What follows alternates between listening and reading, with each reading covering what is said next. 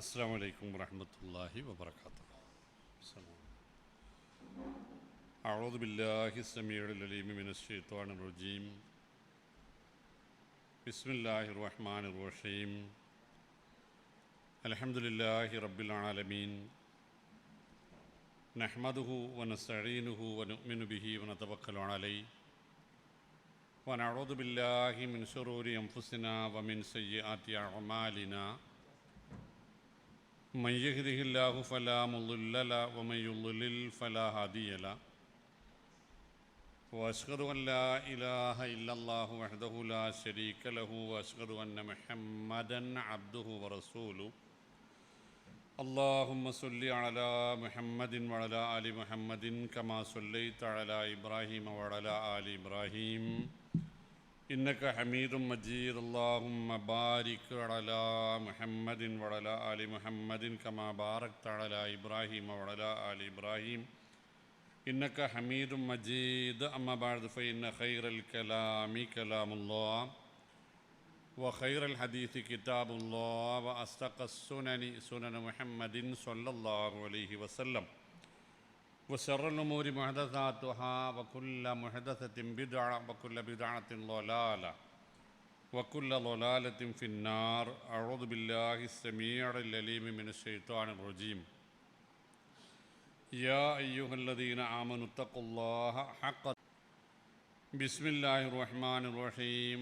لقد أنزلنا إليكم كتابا فيه ذكركم أفلا തക്കനുസരിച്ച് ജീവിതം മുന്നോട്ട് നയിക്കാൻ റസൂലുള്ളാഹി സ്വല്ലല്ലാഹു അലൈഹി വസല്ലമ തങ്ങളെ പരമാവധി അനുധാവനം ചെയ്യാൻ ഇവിടെ വെച്ചപ്പോൾ എങ്ങനെ മരണപ്പെടുകയാണെങ്കിലും ഈമാനോടെ തഖ്വയോടെ കലിമത്ത് ഷഹാദ ഉറക്കെ ഉച്ചരിച്ച് മരിക്കുന്നവരിൽ ഉൾപ്പെടാൻ അല്ലാഹു നമ്മെയും നമ്മുടെ കുടുംബത്തെയും അനുഗ്രഹിക്കുമാറാവട്ടെ. പ്രിയപ്പെട്ടവരെ, സൗണ്ടില്ലല്ലോ, ഉണ്ടല്ലോ, വളരെ ശ്രദ്ധേയമായ ഒരു സദസ്സിലാണ് നമ്മളുള്ളത്. അതും അള്ളാഹുവിൻ്റെ ഭവനങ്ങളിലൊന്നിൽ. ആദ്യം സൂചിപ്പിക്കേണ്ടത് മജ്തമഅ ഖൗമുൻ ഫീ ബൈത്തിൻ മിൻ ബുയൂത്തില്ലാഹി യത്ലൂന കിതാബല്ലാഹി വയതദാറസൂനഹു ബൈനഹും ഇല്ലാ ഹഫത്ത് അലൈഹിമുൽ മലായിക വഗശിയത്ത് അലൈഹിമുർ റഹ്മ വദക്കറല്ലാഹു ഫീമൻ ഇൻദ എന്ന് നബി തിരുമേനി സ്വല്ലല്ലാഹു അലൈഹി വസല്ലമ നമ്മളെ പഠിപ്പിച്ചതായി ആയിഷ റളിയല്ലാഹു തആല അൻഹ ഉൾപ്പെടെയുള്ള മഹാന്മാരായ സ്വഹാബികളിൽ നിന്ന് ഇമാം ബുഖാരി മുസ്ലിമും ഒക്കെ റിപ്പോർട്ട് ചെയ്യുന്നുണ്ട്. അള്ളാഹുവിൻ്റെ ഭവനങ്ങളിലൊന്നിൽ ആളുകൾ ഒരുമിച്ച് കൂടുകയും അവിടെ പരിശുദ്ധ ഖുർആനിലെ ചില വചനങ്ങൾ പാരായണം ചെയ്യുകയും അവയെക്കുറിച്ചൊരു ചർച്ചയും അവയെക്കുറിച്ചുള്ള പര്യാലോചനകളും നടക്കുകയും ചെയ്യുന്നുവെങ്കിൽ ആ സദസ്സിൽ പങ്കെടുക്കുന്നവർക്ക് 3 ഗുണങ്ങളുണ്ട്. ഒന്ന്, അവർ ആ സദസ്സ് പിരിഞ്ഞു പോകുന്നത് വരെ എന്നും അല്ല ജീവിതാന്ത്യം വരെ എന്നും 2 തരത്തിൽ ഇബ്നു ഹജറൊക്കെ റിപ്പോർട്ട് ചെയ്യുന്നത് കാണാം. ഇല്ല ഹഫത്ത് അലൈഹിമുൽ മലായിക, അള്ളാഹുവിൻ്റെ മലക്കുകളുടെ സംരക്ഷണം, മലക്കുകൾ അവരെ പൊതിഞ്ഞു നിൽക്കും. വഗശിയത്തുഹു റഹ്മ, അള്ളാഹുവിൻ്റെ റഹ്മത്ത്, കാരുണ്യം ജീവിതത്തിൽ അങ്ങോളം ഇങ്ങോളം അവരുടെ ചുറ്റുപാടുകളിലുണ്ടാകും.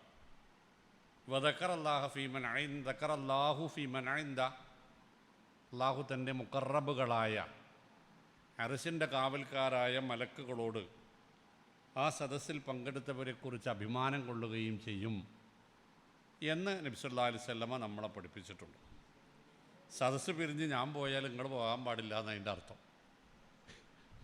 ഇത് അവസാനിക്കുന്നത് വരെ സംസാരിക്കുന്നത് ആരാണ് എന്നതിനേക്കാൾ പ്രസക്തമായ കാര്യം, സംസാരിക്കുന്ന വിഷയം എന്താണ് എന്നതിനേക്കാളും പ്രസക്തമായ കാര്യം, സംസാരിക്കുന്നത് വിശുദ്ധ ഖുർആനിനെക്കുറിച്ചും അതിൻ്റെ വിശദീകരണമായ നബി സല്ലല്ലാഹു അലൈഹി വസല്ലമയുടെ വചനങ്ങളെക്കുറിച്ചുമാണ് എന്നുള്ളതാണ് കാര്യം. നിങ്ങൾ പിരിഞ്ഞു പോകുന്നു വിചാരിച്ചല്ല ഞാനത് പറഞ്ഞത്. ഇതൊരു ഇബാദത്താണ് നടക്കുന്നത്. തഅബ്ബുദിയായ ഏതൊരു കാര്യവും അള്ളാഹുവിങ്കിൽ സ്വീകാര്യമാവണമെങ്കിൽ ഖാലിസായ നിയ്യത്ത് വേണം. പരിശുദ്ധ ഖുർആനിൻ്റെ നിർദ്ദേശത്തിനനുസൃതമാവണം. റസൂലുള്ളാഹി സ്വല്ലല്ലാഹു അലൈഹി വസല്ലമയുടെ നിലപാടുകൾക്ക് അനുകൂലവും അനുഗുണവുമായിരിക്കണം, എങ്കിലേ അത് മഖബൂലായ അമലാവുകയുള്ളൂ എന്ന് നമ്മളെ പണ്ഡിതന്മാർ പഠിപ്പിച്ചിട്ടുണ്ട്. അതുകൊണ്ട് ആ ഒരു നിയ്യത്ത് നമ്മൾ ആദ്യമേ ഉണ്ടാക്കി എടുക്കാൻ, മനസ്സിൽ ഉറപ്പിക്കാൻ ശ്രമിക്കുക. അള്ളാഹു അനുഗ്രഹിക്കുമാറാവട്ടെ. വിശുദ്ധ ഖുർആൻ നമ്മുടെ വിജയത്തിനാവശ്യമായ വെളിച്ചം നൽകുന്ന അനുഭൂതിയാണ്, അനുഭവമാണ്, അനുഗ്രഹമാണ് എന്നതാണ് നമുക്ക് സംസാരിക്കേണ്ടുന്ന വിഷയം. യഥാർത്ഥത്തിൽ പരിശുദ്ധ ഖുർആനിൽ തന്നെ 33ഓളം പേരുകൾ വന്നിട്ടുണ്ട്. 33ഓളം പേരുകൾ വിശുദ്ധ ഖുർആനിലും 10-12 പേരുകൾ ഹദീസുകളിലും സ്ഥിരപ്പെട്ടു വന്നിട്ടുണ്ട്. അവയുടെ അർത്ഥം കേവലമായിട്ടൊന്നും പഠിച്ചാൽ തന്നെ നമുക്ക് മനസ്സിലാകും ഖുർആൻ നമ്മുടെ വിജയത്തിൻ്റെ മാനദണ്ഡമാണ്, നിദാനമാണ്. ഖുർആനിനോടും വലിയൊരു അത്ഭുതം അല്ലെങ്കിൽ ഒരു നിഅമത്ത്, ഒരു അനുഗ്രഹം റബ്ബ് സുബ്ഹാനഹു വ തആല നമുക്ക് മറ്റ് യാതൊന്നും നൽകിയിട്ടില്ല എന്ന് നമുക്ക് മനസ്സിലാകും. ഒന്ന്, ഖുർആനെ കുറിച്ച് പറഞ്ഞത് അയ്യുഹന്നാസ് ഖദ് ജാഅതുക്കും മൗഇളത്തും മിർ റബ്ബിക്കും. ജനങ്ങളെ, നിങ്ങളെങ്ങനെ ജീവിക്കണം, നിങ്ങൾ എന്തൊക്കെ ചെയ്യാൻ പാടില്ല, എന്തെല്ലാം നിങ്ങളുടെ ജീവിതത്തിൽ പാലിക്കണം എന്നത് ഒരു സതുപദേശത്തിൻ്റെ രൂപത്തിൽ അള്ളാഹു നിങ്ങൾക്ക് നൽകിയിട്ടുണ്ടെന്ന്. ഉപദേശം എന്നത് പൊതുവിൽ നമ്മുടെ യുവതലമുറയ്ക്ക് ഏതായാലും ദഹിക്കാത്ത കാര്യമാണ്. ആരെയും അംഗീകരിക്കാത്ത നമ്മളെയല്ല ഞാൻ പറഞ്ഞു കേട്ടോ. ആരെയും അംഗീകരിക്കാത്ത ഞാൻ വിചാരിച്ചത് മാത്രമേ ഞാൻ നടത്തുള്ളൂ എന്ന് വിചാരിക്കുന്ന ഒരു വിഭാഗം ആയി നമ്മുടെ യൗവനം അല്ലെങ്കിൽ യുവത മാറിക്കൊണ്ടിരിക്കുന്നു എന്നതൊരു വാസ്തവമാണ്. ഇപ്പോൾ പ്രിയപ്പെട്ടവർ ആദ്യം മനസ്സിലാക്കേണ്ട ഒരു സംഗതിൻ്റെ വിഷയത്തിലേക്ക് വരുന്നതിന് മുമ്പ് പരിശുദ്ധ ഖുർആനിൽ ചില മക്കളെ അള്ളാഹു പരിചയപ്പെടുത്തിയിട്ടുണ്ട്. വിഷയത്തിലേക്ക് വരാൻ എനിക്ക് എളുപ്പമായതുകൊണ്ടാണ് അത് ഞാൻ പറയാം.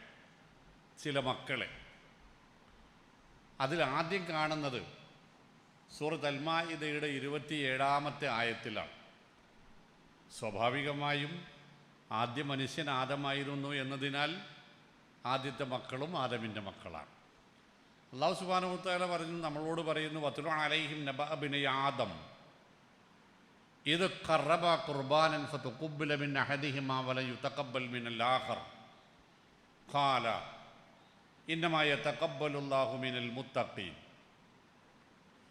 ആദമിൻ്റെ മുതിർന്ന 2 മക്കൾ എന്തോ ഒരു പ്രത്യേക ലക്ഷ്യം നേടിയെടുക്കുവാൻ വേണ്ടി പിതാവിൻ്റെ ഉപദേശപ്രകാരം അള്ളാഹുവിനൊരു ബലി നൽകാൻ തീരുമാനിച്ചു. ഇത് ബലിയുടെ കാലം കൂടിയാണല്ലോ, അപ്പോൾ അതും കൂടെ നിങ്ങൾ മനസ്സിലാക്കാൻ വേണ്ടിയിട്ടാണ്. അങ്ങനെ ഇത് ഖറബ ഖുർബാനൻ അവർ 2 പേരും കാബീലും ഹാബീലും അങ്ങനെ പോയിട്ടൊരു ബലി നൽകുകയുണ്ടായി. പക്ഷേ അള്ളാഹു അവരിൽ നിന്ന് ഫതുഖുബ്ബില മിൻ അഹദിഹിമ, ഒരാളുടെ ബലിയെ അള്ളാഹു സ്വീകരിച്ചുള്ളൂ. വലം യുതഖബ്ബൽ മിനൽ ആഖർ, അപരൻ്റേത് സ്വീകരിച്ചില്ല. അപ്പോൾ സ്വീകരിക്കപ്പെടാതെ പോയവൻ നിരാശനായി സ്വീകരിക്കപ്പെട്ട അനിയനോട് പറഞ്ഞല്ലോ, അഖ്തുലന്നക്, നിന്നെ ഞാൻ കൊല്ലും എന്ന്. ഈ അസൂയയും പകയും എനിക്കില്ലാത്തത് മറ്റാർക്കും വേണ്ട എന്ന തോന്നൽ, അതിൻ്റെ തുടക്കം അവിടെ നിന്നാണ് എന്നർത്ഥം. നിന്നെ ഞാൻ കൊല്ലും എന്ന് പറഞ്ഞപ്പോൾ അനിയൻകുട്ടിക്ക് പറയാറുണ്ടായിരുന്നത്, കാക്ക ഇന്നമാ യതഖബ്ബലുല്ലാഹു മിനൽ മുത്തഖീൻ എന്നാണ്. തഖ്വയുള്ളവരിൽ നിന്നാണ് അള്ളാഹു കർമ്മങ്ങൾ, ബലിയാണെങ്കിലും മറ്റെന്താണെങ്കിലും സ്വീകരിക്കുക എന്നാണ്. അപ്പോൾ നമ്മുടെ പരലോക വിജയത്തിൻ്റെ നിദാനമായ കാര്യങ്ങളിൽ ഒന്നാമത്തേത് നമ്മുടെ കർമ്മങ്ങൾ സ്വീകരിക്കുവാൻ വേണ്ടി അള്ളാഹു അടിസ്ഥാനമായി പറഞ്ഞ മാനദണ്ഡമാക്കി വെച്ച തഖ്വ. അതാണിവിടെ അധ്യക്ഷ പ്രസംഗത്തിൽ നമ്മൾ കേട്ടത്. വരാനിരിക്കുന്ന ഒരു ആപത്തിനെ മുൻകൂട്ടി കണ്ട് തടഞ്ഞു നിർത്താനുള്ള ഭഗീരഥ പ്രയത്നത്തിന് അറബിയിൽ പറയാവുന്ന പേരാണ് തഖ്വ. ദോഷബാധയെ ചെറുക്കുക എന്നാണ് അതിൻ്റെ അർത്ഥം. ആ തഖ്വ ഉണ്ടാക്കിയെടുക്കാനുള്ള വാപ്പയുടെ ഉപദേശങ്ങളെ മക്കളിൽ ഒരാൾ കേൾക്കുകയും അപരൻ കേൾക്കാതെ പോവുകയും ചെയ്തതിൻ്റെ ദുരിതമാണ് പ്രിയപ്പെട്ട മക്കളെ കാബീൽ അനുഭവിക്കേണ്ടി വന്നത്. രണ്ടാമത് കാണുന്ന മക്കൾ നൂഹ് നബി അലൈഹി സ്വലാമിൻ്റെ 4 മക്കളാണ്. 4 മക്കളാണ്. നൂഹ് നബി അലൈഹി സ്വലാമിൻ്റെ പ്രശസ്തരായ 4 മക്കളിൽ ഒന്നാമൻ കനാൻ, രണ്ടാമൻ ഹാം, മൂന്നാമൻ സാം, നാലാമൻ യാഫസ്. മക്കളെ 4 പേരെയും വാപ്പ നിരന്തരമായി ഉപദേശിച്ചു കൊണ്ടേയിരുന്നു. മക്കളിൽ 3 പേർ വാപ്പയുടെ ഉപദേശം കേൾക്കുകയും അതനുസരിച്ച് ജീവിക്കുകയും ചെയ്തു.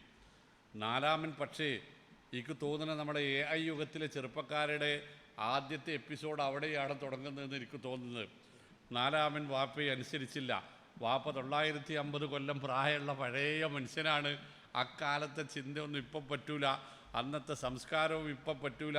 ഇത് AI-യുടെ യുഗമാണ്. വാപ്പാൻ്റെ വഴിക്ക്, ഞങ്ങളെ വഴിക്ക് എന്ന് തീരുമാനിച്ച മക്കളുടെ ആദ്യത്തെ അവതാരം അല്ലേ.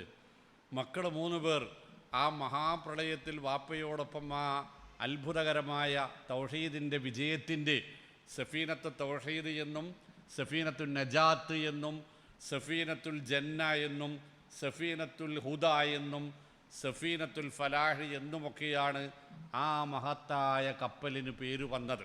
വിജയത്തിൻ്റെ കപ്പൽ, ഹിദായത്തിൻ്റെ കപ്പൽ, തൗഹീദിൻ്റെ കപ്പൽ, സമാധാനത്തിൻ്റെ കപ്പൽ, സ്വർഗത്തിലേക്കുള്ള കപ്പൽ എന്നൊക്കെയാണ് ആ കപ്പലിന് മുഫസ്സിറുകളും മുഹദ്ദിസുകളും ചരിത്രകാരന്മാരുമൊക്കെ പേര് വെച്ചിട്ടുള്ളത്. 3 മക്കൾ ആ കപ്പലിൽ കയറുകയുണ്ടായി.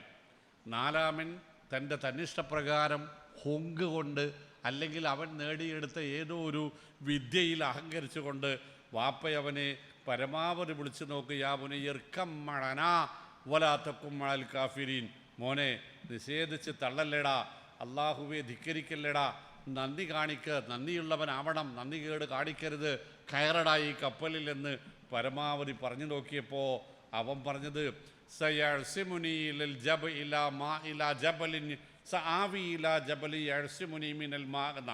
വാപ്പയ്ക്ക് നല്ലോണം നീന്താനറിയാം. ഇത് വാപ്പൻ്റെ കാലൊന്നുമല്ല, എനിക്ക് നന്നായിട്ട് നീന്താനറിയാം. ഞാൻ ഈ കപ്പലിൽ ഏതായാലും ഇല്ല, ഇത് പഴഞ്ചന്മാരുടെ കപ്പലാണ്, ഇത് ഈ തലമുറക്ക് പറ്റിയതല്ല, ഞാൻ നീന്തിയിട്ട് എവിടെയെങ്കിലും പോയി രക്ഷപ്പെട്ടോളാം. എന്നിട്ട് എന്തുണ്ടായി? ഫകാന മിനൽ മുഗ്റഖീൻ, അയാൾ മുങ്ങിച്ചത്തുപോയി. പ്രിയപ്പെട്ടവരെ, ജീവിതത്തിലേക്ക് രക്ഷയിലേക്ക് വാപ്പ വിളിച്ചപ്പോൾ വരാതെ പോയ മകൻ. എന്നാൽ 3-മത്തെ ചരിത്രം കാണുന്നത് എവിടെയെന്നറിയോ? കൊല്ലാൻ വിളിക്കുമ്പോൾ യാ ബതിഫൽ മാതു ഉമർ സതജിദുനി ഇൻഷാ അല്ലാഹു മിനസ് സ്വാബിരീൻ എന്ന് പറഞ്ഞ മോന. ആ മോൻ്റെ ചരിത്രമാണ്, സ്മരണയാണ് നമ്മളിപ്പോൾ അയവിറക്കിക്കൊണ്ടിരിക്കുന്ന ഹജ്ജ് മാസങ്ങളുടെ പശ്ചാത്തലം. പാപ്പ, ഞാൻ നിന്നെ കൊല്ലാൻ തീരുമാനിച്ചിരിക്കുന്നു. മറ്റേയാൾ വിളിച്ചത്, മോനെ ഞാൻ നിന്നെ രക്ഷപ്പെടുത്താനാണ് ആഗ്രഹിക്കുന്നത്, വന്നില്ല. ഇവിടെ നേരെ തിരിച്ചാ. ഏതാ ഉള്ളി? പിന്നെ ഇന്നി അറാഫിൽ മനാമി അന്നി അസ്ബഹുക ഫൻദുർ മാദാ തറ. കത്തി മൂർച്ച കൂട്ടി കയറ് തോളിലിട്ട് പിന്നെ അങ്ങനെ റെഡി ആയിട്ട് നിന്നിട്ട് വാപ്പ പറയുക, മോനെ ഈ കത്തി എന്തിനാണെന്നറിയോ, ഈ കയറെന്തിനാണെന്നറിയോ? കയറെൻ്റെ കയ്യും കാലും കൂട്ടി കെട്ടാനുള്ളതാ, കത്തിയോ എൻ്റെ കഴുത്ത് വെട്ടാനുള്ളതാ. എന്താ പണിക്ക് പറയാനുള്ളത്? എന്താ പറയുക നമ്മൾ? എന്താ പറയുക? വിജയിക്കണമോ വേണ്ടയോ, പരിശുദ്ധ ഖുർആൻ നമ്മളുടേതാകണമോ വേണ്ടയോ എന്നതിന് നേർക്ക് നേരെ 2-3 സംഗതികൾ പറയുകയാണ്. മകൻ പറഞ്ഞത് ഇഫ്അൽ മാ തുഅ്മർ സതജിദുനി ഇൻഷാ അല്ലാഹു മിനസ് സ്വാബിരീൻ. ഖുർആൻ വിജയത്തിൻ്റെ വെളിച്ചമാണെന്നുള്ള വിഷയം. ഇഫ്അൽ മാ തുഅ്മർ സതജിദുനി ഇൻഷാ അല്ലാഹു മിനസ് സ്വാബിരീൻ. വാപ്പക്കിന് എന്തും ചെയ്യാം, വാപ്പക്കിന് എന്തും പറയാം, വാപ്പൻ എവിടൊക്കെ വിളിച്ചാലും ഞാൻ റെഡിയല്ലേ. അത് കൊല്ലാനാണെങ്കിലും ചാകാനാണെങ്കിലും വാപ്പ പറഞ്ഞാൽ അത് കേൾക്കാൻ ഞാൻ തയ്യാറാണ് എന്ന് പറഞ്ഞ ആ മകൻ നോഹ് നബിയുടെ ആ 3 മക്കൾ. അതിനു മുമ്പ് ആദം നബിയുടെ ആ 2-മത്തെ മകൻ, മൂത്തവനല്ല, അവരുടെ വഴി പിന്തുടർന്ന് വന്ന് റസൂലുള്ളാഹി സ്വല്ലല്ലാഹി അലൈഹി വസല്ലമക്ക് തൊട്ട് മുമ്പ് ഈസ അലൈഹിസ്സലാമിൻ്റെ പ്രഖ്യാപനം തന്നെ കാണാം. വബർറം ബിവാലിദതി വലം യജഅൽനി ജബ്ബാറൻ ശഖിയ. ജീവിച്ചിരിക്കുന്ന കാലത്തോളം എൻ്റെ മാതാപിതാക്കൾക്ക് എൻ്റെ മാതാവിന് എന്തെല്ലാം സഹായങ്ങൾ ചെയ്യണോ അതൊക്കെ ഞാൻ ചെയ്യും. ഒരു തടസ്സവും അതിനുണ്ടാവുകയില്ല. ഒരു കണക്കിന് ഞാൻ അവരെ ബുദ്ധിമുട്ടിപ്പിക്കുകയോ സങ്കടപ്പെടുത്തുകയോ പ്രയാസപ്പെടുത്തുകയോ ചെയ്യില്ല. എന്നൊരു വാക്യെന്താ? വസ്സലാമു അലൈഹി യൗമ വുലിദ വയൗമ യമൂതു വയൗമ യുബ്അസു ഹയ്യാ. ആ മകൻ ജനിച്ച നാളും ജീവിച്ചിരുന്ന നാളും വഫാത്താകുന്ന നാളും ഇനി പരലോകത്ത് വരുന്ന നാളും ആ മകന് സമാധാനത്തിലായിരിക്കും ജീവിതമുണ്ടാവുക. അത് പഠിപ്പിക്കുന്ന പരിശുദ്ധ ഖുർആനിനെ കുറിച്ച് വിശുദ്ധ ഖുർആൻ പറഞ്ഞത്, യാ അയ്യുഹന്നാസ് ഖദ് ജാഅതുക്കും മൗഇളത്തും മിർ റബ്ബിക്കും. ജനങ്ങളെ, നിങ്ങളോട് എനിക്ക് ഒരുപാട് ഉപദേശങ്ങൾ നൽകാനുണ്ട്. നിങ്ങൾ ആ ഉപദേശങ്ങൾ ശ്രവിക്കണം, നിങ്ങൾ ആ ഉപദേശങ്ങൾ ശ്രദ്ധിക്കണം, നിങ്ങൾ ആ ഉപദേശങ്ങൾ ജീവിതത്തിൽ പാലിക്കണം. അല്ലേ? വിശുദ്ധ ഖുർആൻ സൂറത്ത് അൻആമിൻ്റെ 151, 52, 53 ആയത്തുകളിൽ മറ്റു ചില കാര്യങ്ങൾ പറയും. ഈ 3 ആയത്തുകൾക്ക് മുഫസ്സിറുകൾ പേര് വെച്ച് തന്നെ വസിയ്യത്തുള്ള എന്നാണ്. അള്ളാഹുവിന് നമ്മളോട് നൽകാനുള്ള ചില വസിയ്യത്തുകൾ,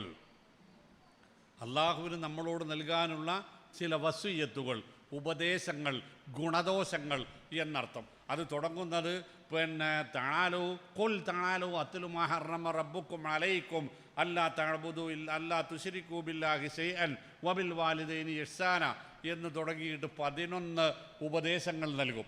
ഈ 11 ഉപദേശങ്ങൾക്കപ്പുറത്ത് അള്ളാഹു പറയും, വ അന്ന ഹാദാ സിറാത്തി മുസ്തഖീമ. ഇതാണ് വിജയത്തിലേക്കുള്ള വഴി, ഇതാണ് സ്വർഗത്തിലേക്കുള്ള വഴി, ഇതാണ് അള്ളാഹുവിൻ്റെ തൃപ്തിയിലേക്കുള്ള വഴി, ഇതാണ് നിങ്ങൾക്ക് രക്ഷപ്പെടാനുള്ള മാർഗം, ഇതാണ് നിങ്ങളുടെ വഴികാട്ടിയായി നിങ്ങൾ സ്വീകരിക്കേണ്ടത്. വ അന്ന ഹാദാ സിറാത്തി മുസ്തഖീമൻ ഫത്തബിഊഹു. ആകയാൽ നിങ്ങൾ ഈ വസിയ്യത്തുകളെ പിന്തുടരണം, ഈ സതുപദേശങ്ങളെ പിന്തുടരണം. വലാ തത്തബിഉ സുബുൽ.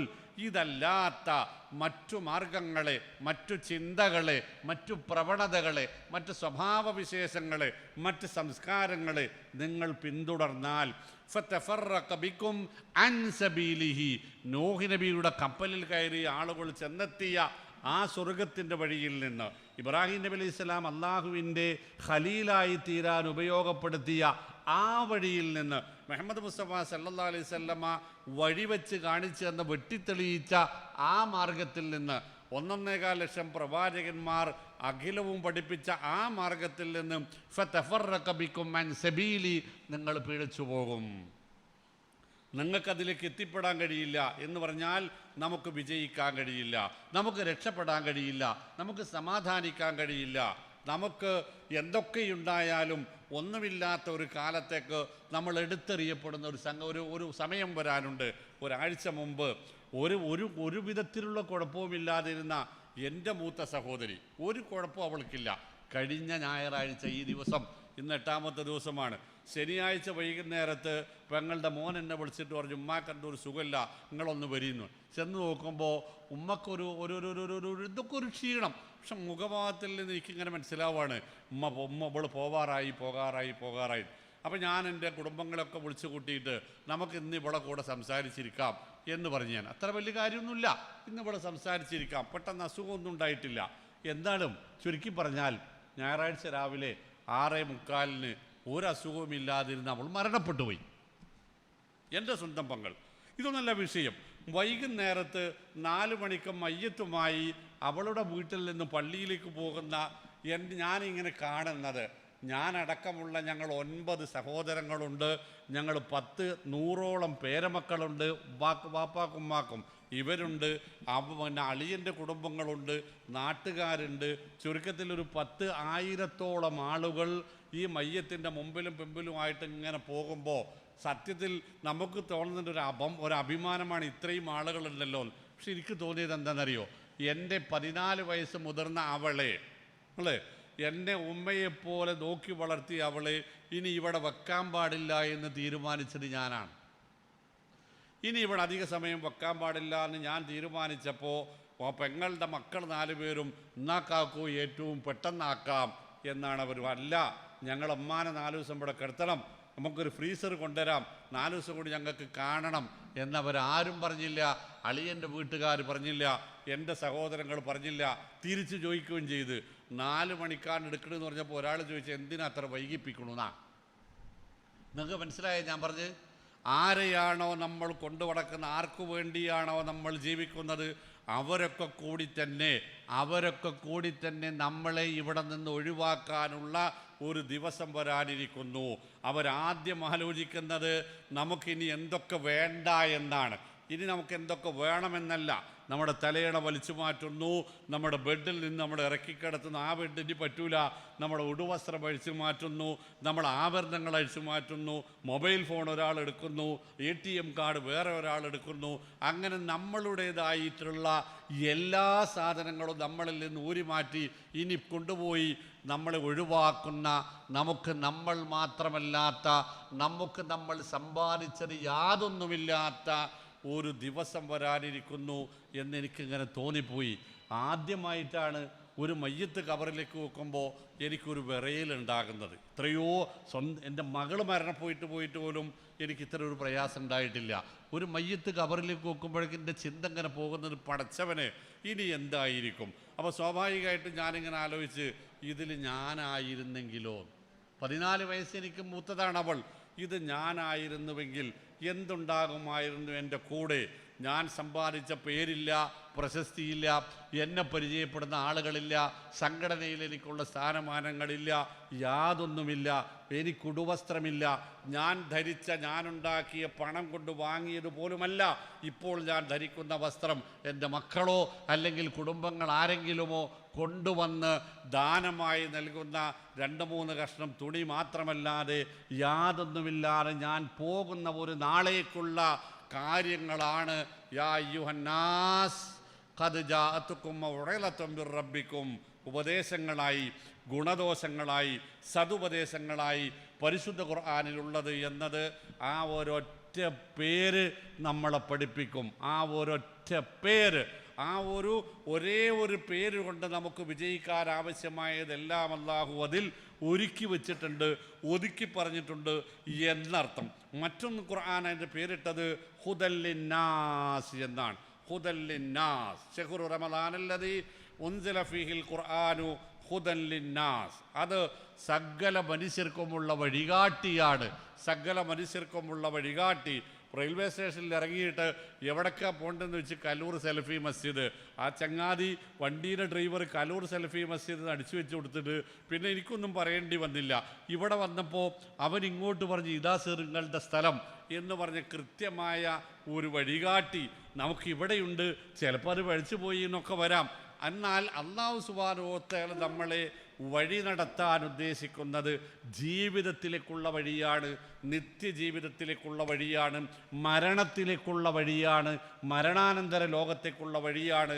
നമ്മൾ എവിടെ നിന്ന് വന്നു എന്ന് നമ്മളെ പഠിപ്പിക്കും, എങ്ങനെ വന്നു എന്ന് നമ്മളെ പഠിപ്പിക്കും, നമ്മളിപ്പോൾ ഇങ്ങനെയൊക്കെ ആയി തീർന്നതിൻ്റെ കാരണക്കാരൻ ആരാണ് എന്ന് പഠിപ്പിക്കും, നമ്മൾ എങ്ങോട്ടാണ് ഈ പോകുന്നത് എന്നത് പഠിപ്പിക്കും, അവിടെ ആരാണ് നമ്മളെ കാത്തു നിൽക്കുന്നത് എന്ന് പഠിപ്പിക്കും, അവിടേക്ക് നമ്മൾ എന്ത് കൊണ്ടുപോകണമെന്ന് പഠിപ്പിക്കും, എവിടെ നിന്ന് കൊണ്ടുപോകണമെന്ന് പഠിപ്പിക്കും, എന്തെല്ലാമാണ് അവിടെ കൊണ്ടുപോകുമ്പോൾ അവിടെ സ്വീകാര്യമാവുക എന്ന് പഠിപ്പിക്കും. ഇങ്ങനെ ശരിയുടെ മാത്രം മാർഗത്തിലേക്ക് ഇന്ന ഹാദൽ ഖുർആന യഹ്ദീ ലില്ലതീ ഹിയ അഖ്വം, ഇന്ന ഹാദൽ ഖുർആന യഹ്ദീ ലില്ലതീ ഹിയ അഖ്വം. ഏതൊരു സാഹചര്യത്തിലും അത് വൈയക്തികമോ കുടുംബപരമോ സാമ്പത്തികമോ സാമൂഹികമോ സംഘടനാതലമോ ഏത് തലത്തിലുള്ളതാണെങ്കിലും അവിടെയൊക്കെ നമ്മൾ സ്വീകരിക്കേണ്ടുന്ന മാനദണ്ഡമേത്, നിലപാടേത്, നമ്മൾ സ്വീകരിക്കേണ്ടുന്ന രീതി ഏത്, നമ്മളുടെ അഭിപ്രായ പ്രകടനം എങ്ങനെയാവണം എന്നത് അതിൻ്റെ ഏറ്റവും ചൊവ്വായ, ഏറ്റവും ശരിയായ, ഏറ്റവും ഉന്നതമായ മാർഗദർശനങ്ങൾ നമുക്ക് നൽകുന്നതാണ് പരിശുദ്ധ ഖുർആൻ എന്ന വിശുദ്ധ ഖുർആൻ തന്നെ നമ്മളോട് പഠിപ്പിച്ചിട്ടുണ്ട്. അപ്പോൾ ഒരു ഹിദായത്ത് അതാണ്. മറ്റൊരിടത്ത് ഇത് ലോകത്തെ എല്ലാ മനുഷ്യർക്കും ലഭ്യമാകുന്നതാണ് ഹുദല്ലിന്നാസ്. എന്നാൽ പ്രിയപ്പെട്ടവരെ, ഖുർആനിൽ 2 തരം ഹുദകളാണുള്ളത്. 2 തരം ഹുദകൾ. അതിലൊന്ന് പൊതുവിൽ എല്ലാ മനുഷ്യർക്കുമുള്ളതാണ്. മറ്റൊരു ഹുദ നമുക്കെല്ലാവർക്കും അറിയാം. അലിഫ് ലാം മീം ദാലിക്കൽ കിതാബ് ലാ റൈബ ഫീഹി ഹുദൻ ലിൽ മുത്തഖീൻ. ഇതുവരെ പറഞ്ഞത് ഹുദൽ ലിന്നാസ് എന്നാണ്. എല്ലാ മനുഷ്യർക്കുമുള്ള ഹിദായത്ത്.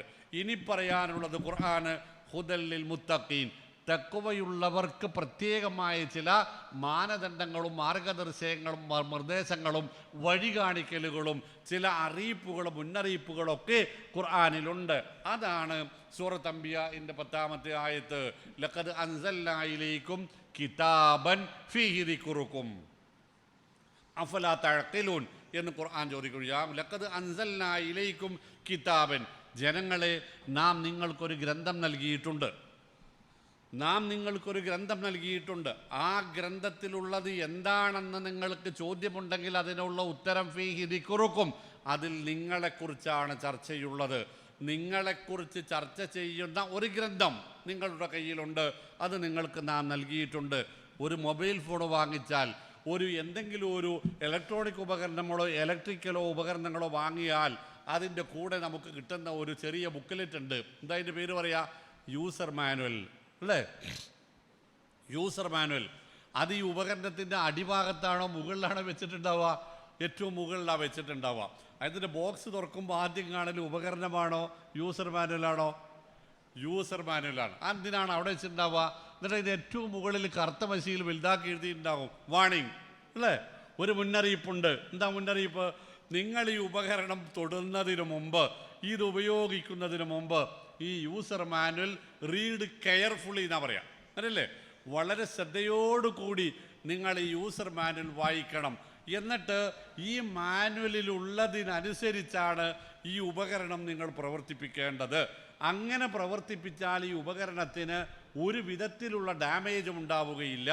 അങ്ങനെ ഡാമേജ് വന്നാൽ അതിന് കമ്പനി ഉത്തരവാദികളായിരിക്കും. അങ്ങനെ തന്നെയല്ലേ സർ? അല്ലേ? യൂസർ മാനുവലിൽ ഉള്ളതിനനുസരിച്ചാണ് ഈ ഉപകരണം പ്രവർത്തിപ്പിക്കുന്നത് എങ്കിൽ, എന്നിട്ടും അതിന് വല്ല കംപ്ലൈൻറ്റും ഉണ്ടാവുകയാണെങ്കിൽ അത് പരിഹരിക്കാനും അതിന് നഷ്ടപരിഹാരം നൽകാനും ഉള്ള പൂർണ്ണ ഉത്തരവാദിത്തം കമ്പനിക്കുണ്ടാകും.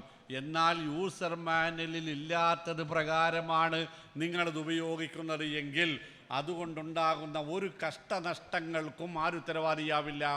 കമ്പനി ഉത്തരവാദിയാവുകയില്ല. പ്രിയപ്പെട്ടവരെ, 500 രൂപയുടെ ഒരു സാധനം വാങ്ങുമ്പോൾ പോലും ഈ യൂസർ മാനുവൽ ആളെ ഒന്ന് മോനെ ഒന്ന് വായിച്ച് നോക്കാം, ഇതിങ്ങനെ തന്നെയല്ലേ, ഏത് സ്വിച്ചാണ് ആദ്യം തൊടേണ്ടത്, എവിടെയാണ് വെക്കേണ്ടത് എന്ന് അതിലൊന്ന് നോക്കിയിട്ട് വേണം. കേടെന്ന് പോകാൻ സാധ്യതയുണ്ട് എന്ന് സൂക്ഷ്മത പുലർത്തുന്ന വിശ്വാസി സമൂഹം ഈ പരിശുദ്ധ ഖുർആനാകുന്ന നമ്മുടെ യൂസർ മാനുവലിനോട് എന്ത് നിലപാടാണ് പുലർത്തുന്നത്, എന്ത് സമീപനമാണ് പുലർത്തുന്നത് എന്നത് നമ്മൾ ആലോചിക്കേണ്ടതുണ്ട്. ലഖദ് അൻസൽനാ ഇലൈക്കും കിതാബൻ ഫീഹി ദിക്റുക്കും അഫലാ തഅഖിലൂൻ. നിങ്ങളെക്കുറിച്ച്, നമ്മളെക്കുറിച്ചാണ് അവിടെ ചർച്ച. അവിടെ ആകാശഭൂമികളെക്കുറിച്ചുള്ള ചർച്ച നമ്മൾ മനസ്സിലാക്കാൻ, നമുക്ക് രക്ഷപ്പെടാൻ വേണ്ടിയുള്ള ഗുണപാഠങ്ങളായിട്ടാണ്. പ്രപഞ്ചത്തിൻ്റെ ഏത് സ്ഥൂലമോ സൂക്ഷ്മമോ ആയ, നിസ്സാരമോ മുമ്പിച്ചതോ ആയ, മഹത്തായതോ ആയ ഏതൊരു കാര്യം വിശുദ്ധ ഖുർആനിൽ സൂചനയായോ വിശദാംശങ്ങളായിട്ടോ ഉണ്ടെങ്കിൽ മുൻഗാമികളുടെ, മുൻകാലക്കാരുടെ, പ്രവാചകന്മാരുടെയും അവരുടെ ശത്രുക്കളുടെയും ചരിത്രങ്ങൾ അവിടെ അയവിറക്കപ്പെടുന്നത് ഒരു കഥ പഠിക്കാനല്ല, ഒരു ചരിത്രം പഠിക്കാനല്ല, അതിൽ നിന്ന് ഗുണപാഠം ഉൾക്കൊണ്ട് നമ്മൾ നന്നാകുവാൻ വേണ്ടിയാണ്. ഇതൊക്കെയും അതാണ് ഖുർആൻ പറഞ്ഞത്. നമ്മളെങ്ങനെയായി തീരണം, നമ്മളെങ്ങനെ ആയിക്കൂടാ എന്ന് നമ്മളെ പഠിപ്പിക്കുവാൻ വേണ്ടിയുള്ള ഒരു യൂസർ മാനുവൽ തന്നിട്ട് ഖുർആൻ ചോദിക്കുന്നത് അഫലാ തഅഖിലൂൻ, എന്ത് നിങ്ങൾ അക്കാര്യം ഒന്നും ആലോചിക്കാത്തതെന്നാ? അക്കാര്യം ഇതിലുള്ളത് അനുസരിച്ചാണോ അല്ലയോ നിങ്ങളിപ്പോൾ ജീവിതം ക്രമപ്പെടുത്തിക്കൊണ്ടിരിക്കുന്നത് എന്നത് നിങ്ങൾ എന്തുകൊണ്ട് ആലോചിക്കുന്നില്ല എന്ന് വിശുദ്ധ ഖുർആൻ നമ്മളോട് ചോദിക്കുന്നുണ്ട്. അപ്പോൾ പ്രിയപ്പെട്ടവർ, മുത്തഖികൾക്കുള്ള ഹുദ സാധാരണ ജനങ്ങൾക്കുള്ള ഹുദയല്ല, അത് തൗഹീദിലേക്ക്, ശിർക്കിൽ നിന്ന്, കുഫറിൽ നിന്ന്, നിഫാഖിൽ നിന്ന് തൗഹീദിലേക്കുള്ള മാർഗദർശനമാണ് ഹുദൽ ലിന്നാസ് എന്നതുകൊണ്ട് ഉദ്ദേശിക്കുന്നത്. എന്നാൽ തൗഹീദ് സ്വീകരിച്ച, സുന്നത്ത് അടിസ്ഥാനപ്പെടുത്തി കലിമത്ത് തൗഹീദ്, കലിമത്ത് ഷഹാദ അംഗീകരിക്കുന്ന ആളുകൾ ഇനി മുന്നോട്ട് പോകേണ്ടത് എങ്ങനെയെന്ന സൂക്ഷ്മമായ അപഗ്രഥനമാണ് ഹുദൽ ലിൽ മുത്തഖീൻ എന്നതുകൊണ്ട് ഉദ്ദേശിക്കുന്നത്. അവിടെയാണ് അതിൻ്റെ വിശദാംശങ്ങളായി ഭക്ഷണം കഴിക്കുന്നത് വലത് കൊണ്ടാവണം അല്ലേ എന്ന് പഠിപ്പിച്ചത്. ചെരുപ്പിടുന്നത് വലത് കാലിലായാൽ അതിന് നിങ്ങൾക്ക് പുണ്യമുണ്ട്. മുടി ചീകുന്നത് ആദ്യം വലതു ഭാഗത്തേക്കായാൽ അതിന് നിങ്ങൾക്ക് പുണ്യമുണ്ട്. ടോയ്ലറ്റിൽ കയറുമ്പോൾ ഇടത് ഭാഗത്തേക്ക് ഇടത് കാൽ ആദ്യം കൊണ്ടുപോയാൽ അവിടെ നിങ്ങൾക്ക് പുണ്യമുണ്ട് എന്നിത്യാദി നബി തിരുമേനി സ്വല്ലല്ലാഹു അലൈഹി വസല്ലമയുടെ വചനങ്ങളുടെയൊക്കെ പ്രസക്തി ഈ ഹുദല്ലിൽ മുത്തഖീൻ എന്നതാണ്. ഇതൊക്കെയാവട്ടെ പരിശുദ്ധ ഖുർആനിൻ്റെ കൽപ്പനകളോ അല്ലെങ്കിൽ താല്പര്യങ്ങളോ ആണ്. ഇതൊക്കെ മിസ്കാത്തി പറഞ്ഞതൊക്കെ നബിയുടെ വചനങ്ങളല്ലേ, അതിന് ഹദീസ് എന്നല്ലേ പറയുക എന്ന് നമുക്കൊരു സംശയമുണ്ടാവാം. ആ ഒരു സംശയം നിങ്ങളിൽ ഉണ്ടാക്കിയെടുക്കുക എന്നതാണ് എൻ്റെ ആദ്യത്തെ ലക്ഷ്യം.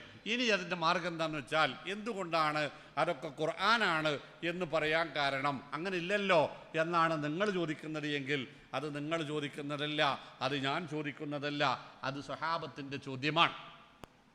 വയസ്സായ ഒരു വല്യമ്മ, വയസ്സായ വല്യമ്മ എന്ന് പറയേണ്ട ആവശ്യമില്ല അല്ലേ, വല്യമ്മ എന്ന് പറഞ്ഞാൽ തന്നെ വയസ്സായതാന്ന് ഉറപ്പായിപ്പോയി. ശരി, ഏതായാലും ഒരു വല്യമ്മ ഇങ്ങനെ നടന്നു പോകുമ്പോൾ വടി കുത്തിയിട്ട് ഇങ്ങനെ നടന്നു പോകുന്നു. വഴിയിൽ അബ്ദുല്ലാഹി ഇബ്നു മസ്ഊദ് റളിയല്ലാഹു അൻഹുവിനെ കാണുന്നു. അവർ തമ്മിൽ സംസാരിക്കുമ്പോൾ ഇബ്നു മസ്ഊദ് റളിയല്ലാഹു അൻഹുവിന് മനസ്സിലായി ഈ വല്യമ്മ പല്ലൊക്കെ ഒന്ന് രാഗി ശരിപ്പെടുത്തി മിനുസപ്പെടുത്തിയിട്ടുണ്ട്, ഒപ്പാക്കിയിട്ടുണ്ട്, ഒന്ന് സുന്ദരിയായിട്ടുണ്ട്. അപ്പോൾ ഇബ്നു മസ്ഊദ് റളിയല്ലാഹു അൻഹു ചോദിച്ചു, നിങ്ങൾ പല്ല് രാഗി വൃത്തിയാക്കിക്കോളൂ അല്ലേ? ആ വൃത്തിയാക്കിക്കണല്ലോ മോനെ. അപ്പോൾ പല്ലിനാകാൻ പാടില്ല എന്ന് ഖുർആനിലുള്ളത് വൃത്തിയാക്കാൻ, പല്ലോ നിരവപ്പിക്കാൻ പാടില്ല എന്ന്, ഇങ്ങനെ വലിപ്പം ചെറുതാക്കാൻ ഇല്ലാതാക്കാൻ പാടില്ല എന്ന് ഖുർആനിലുള്ളത് നിങ്ങൾക്കറിയില്ലേ എന്ന് ചോദിച്ച് ഇബ്നു മസ്ഊദ് റളിയല്ലാഹു അൻഹു. ഈ വല്യമ്മാണ് ചൂടായിപ്പോയി. നമ്മളെ വരുത്ത വല്യന്മാരല്ലായിരുന്നു എന്നർത്ഥം. വല്യമ്മാണ് ചൂടായി പോയിട്ട് വല്യമ്മ പറഞ്ഞു, എവിടെ ഉണ്ടടാ ഖുർആനിൻ്റെ 2 ചട്ടകൾക്കുള്ളിലുള്ള മുഴുവൻ ആയത്തുകൾ എനിക്ക് കാണാതറിയാം, ഒന്ന് കൈപൊക്കി കാണാൻ, ഇതിൻ്റെ പകുതിയിലും കാണാതറിയുന്ന ആൾക്കാരുണ്ടെങ്കിൽ. ഇപ്പം താഴ്ന്ന് സംസാരിച്ചപ്പോൾ അതാണ് ഇത്.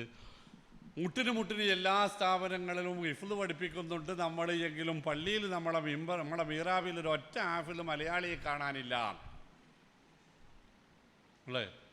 അതിന് നമ്മളെ ബീഹാരി സഹോദരന്മാർ തന്നെ വരണം വേണ്ടേ? നിങ്ങൾ ആരെങ്കിലുമൊക്കെ മക്കളെ ഹിഫ്ള് പഠിപ്പിക്കുന്നുണ്ടെങ്കിൽ അവരോടും കൂടിയാണ് കേട്ടോ. ഇമാമത്തിനില്ല എന്നല്ല, ഇമാമിന് വല്ലതും തെറ്റിപ്പോയാൽ പിന്നിൽ ഈ മക്കൾ നിൽക്കുന്നുണ്ടെങ്കിലും തിരുത്തി കൊടുക്കുകയോടില്ല. പിന്നെ നമ്മൾ എന്തിനാ അവരെ ഖുർആൻ പഠിപ്പിക്കണമെന്ന് വെച്ചാൽ, പണ്ട് നമ്മളൊക്കെ കാലത്ത് പറഞ്ഞിരുന്നു 2 മക്കൾ എഞ്ചിനീയർമാരാണ്, ഒരാൾ ഡോക്ടറാണ്. അതൊരു അഭിമാനമായിരുന്നു.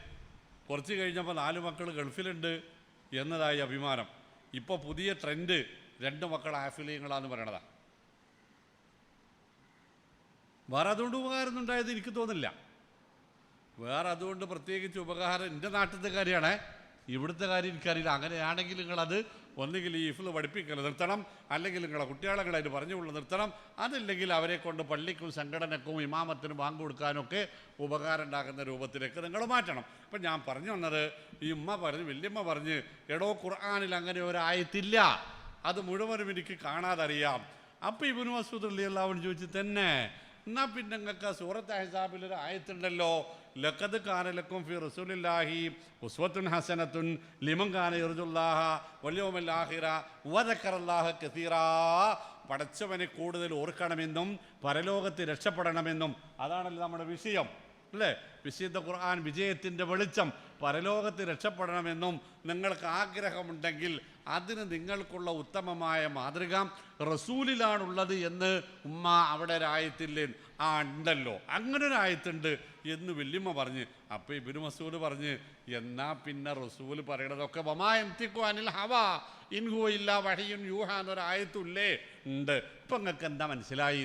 മാനെ ശരിയാണ്, ഞാൻ ചെയ്തത് തെറ്റാണ് എന്നെനിക്ക് ബോധ്യപ്പെട്ട് അള്ളാഹു മാപ്പ് നൽകട്ടെ എന്ന് ആ വല്യമ്മ പ്രാർത്ഥിച്ചു നാം. അപ്പം നിങ്ങൾ മനസ്സിലാക്കേണ്ടത്, ഹദീസുകൾ സ്ഥിരപ്പെട്ടു വന്നാൽ അത് വിശുദ്ധ ഖുർആനിൻ്റെ താല്പര്യമാണ്, വഹയിൻ്റെ പിൻബലമാണ്, അള്ളാഹുവിൻ്റെ കൽപ്പനയാണ് അതിലുള്ളത് എന്ന് നിങ്ങൾ ഉൾക്കൊള്ളേണ്ടതുണ്ട്. നിങ്ങൾ പറഞ്ഞാൽ ഞാനും കൂടെ ഉൾക്കൊള്ളുന്ന മുസ്ലിം സമൂഹം, നിങ്ങളെന്ന് പറയുമ്പോൾ ഞാനല്ല, എന്നെ ഒഴിവാക്കിയിട്ട് നിങ്ങളെ ചീത്തറിയാമെന്നാണ് വിചാരിക്കേണ്ട കേട്ടോ.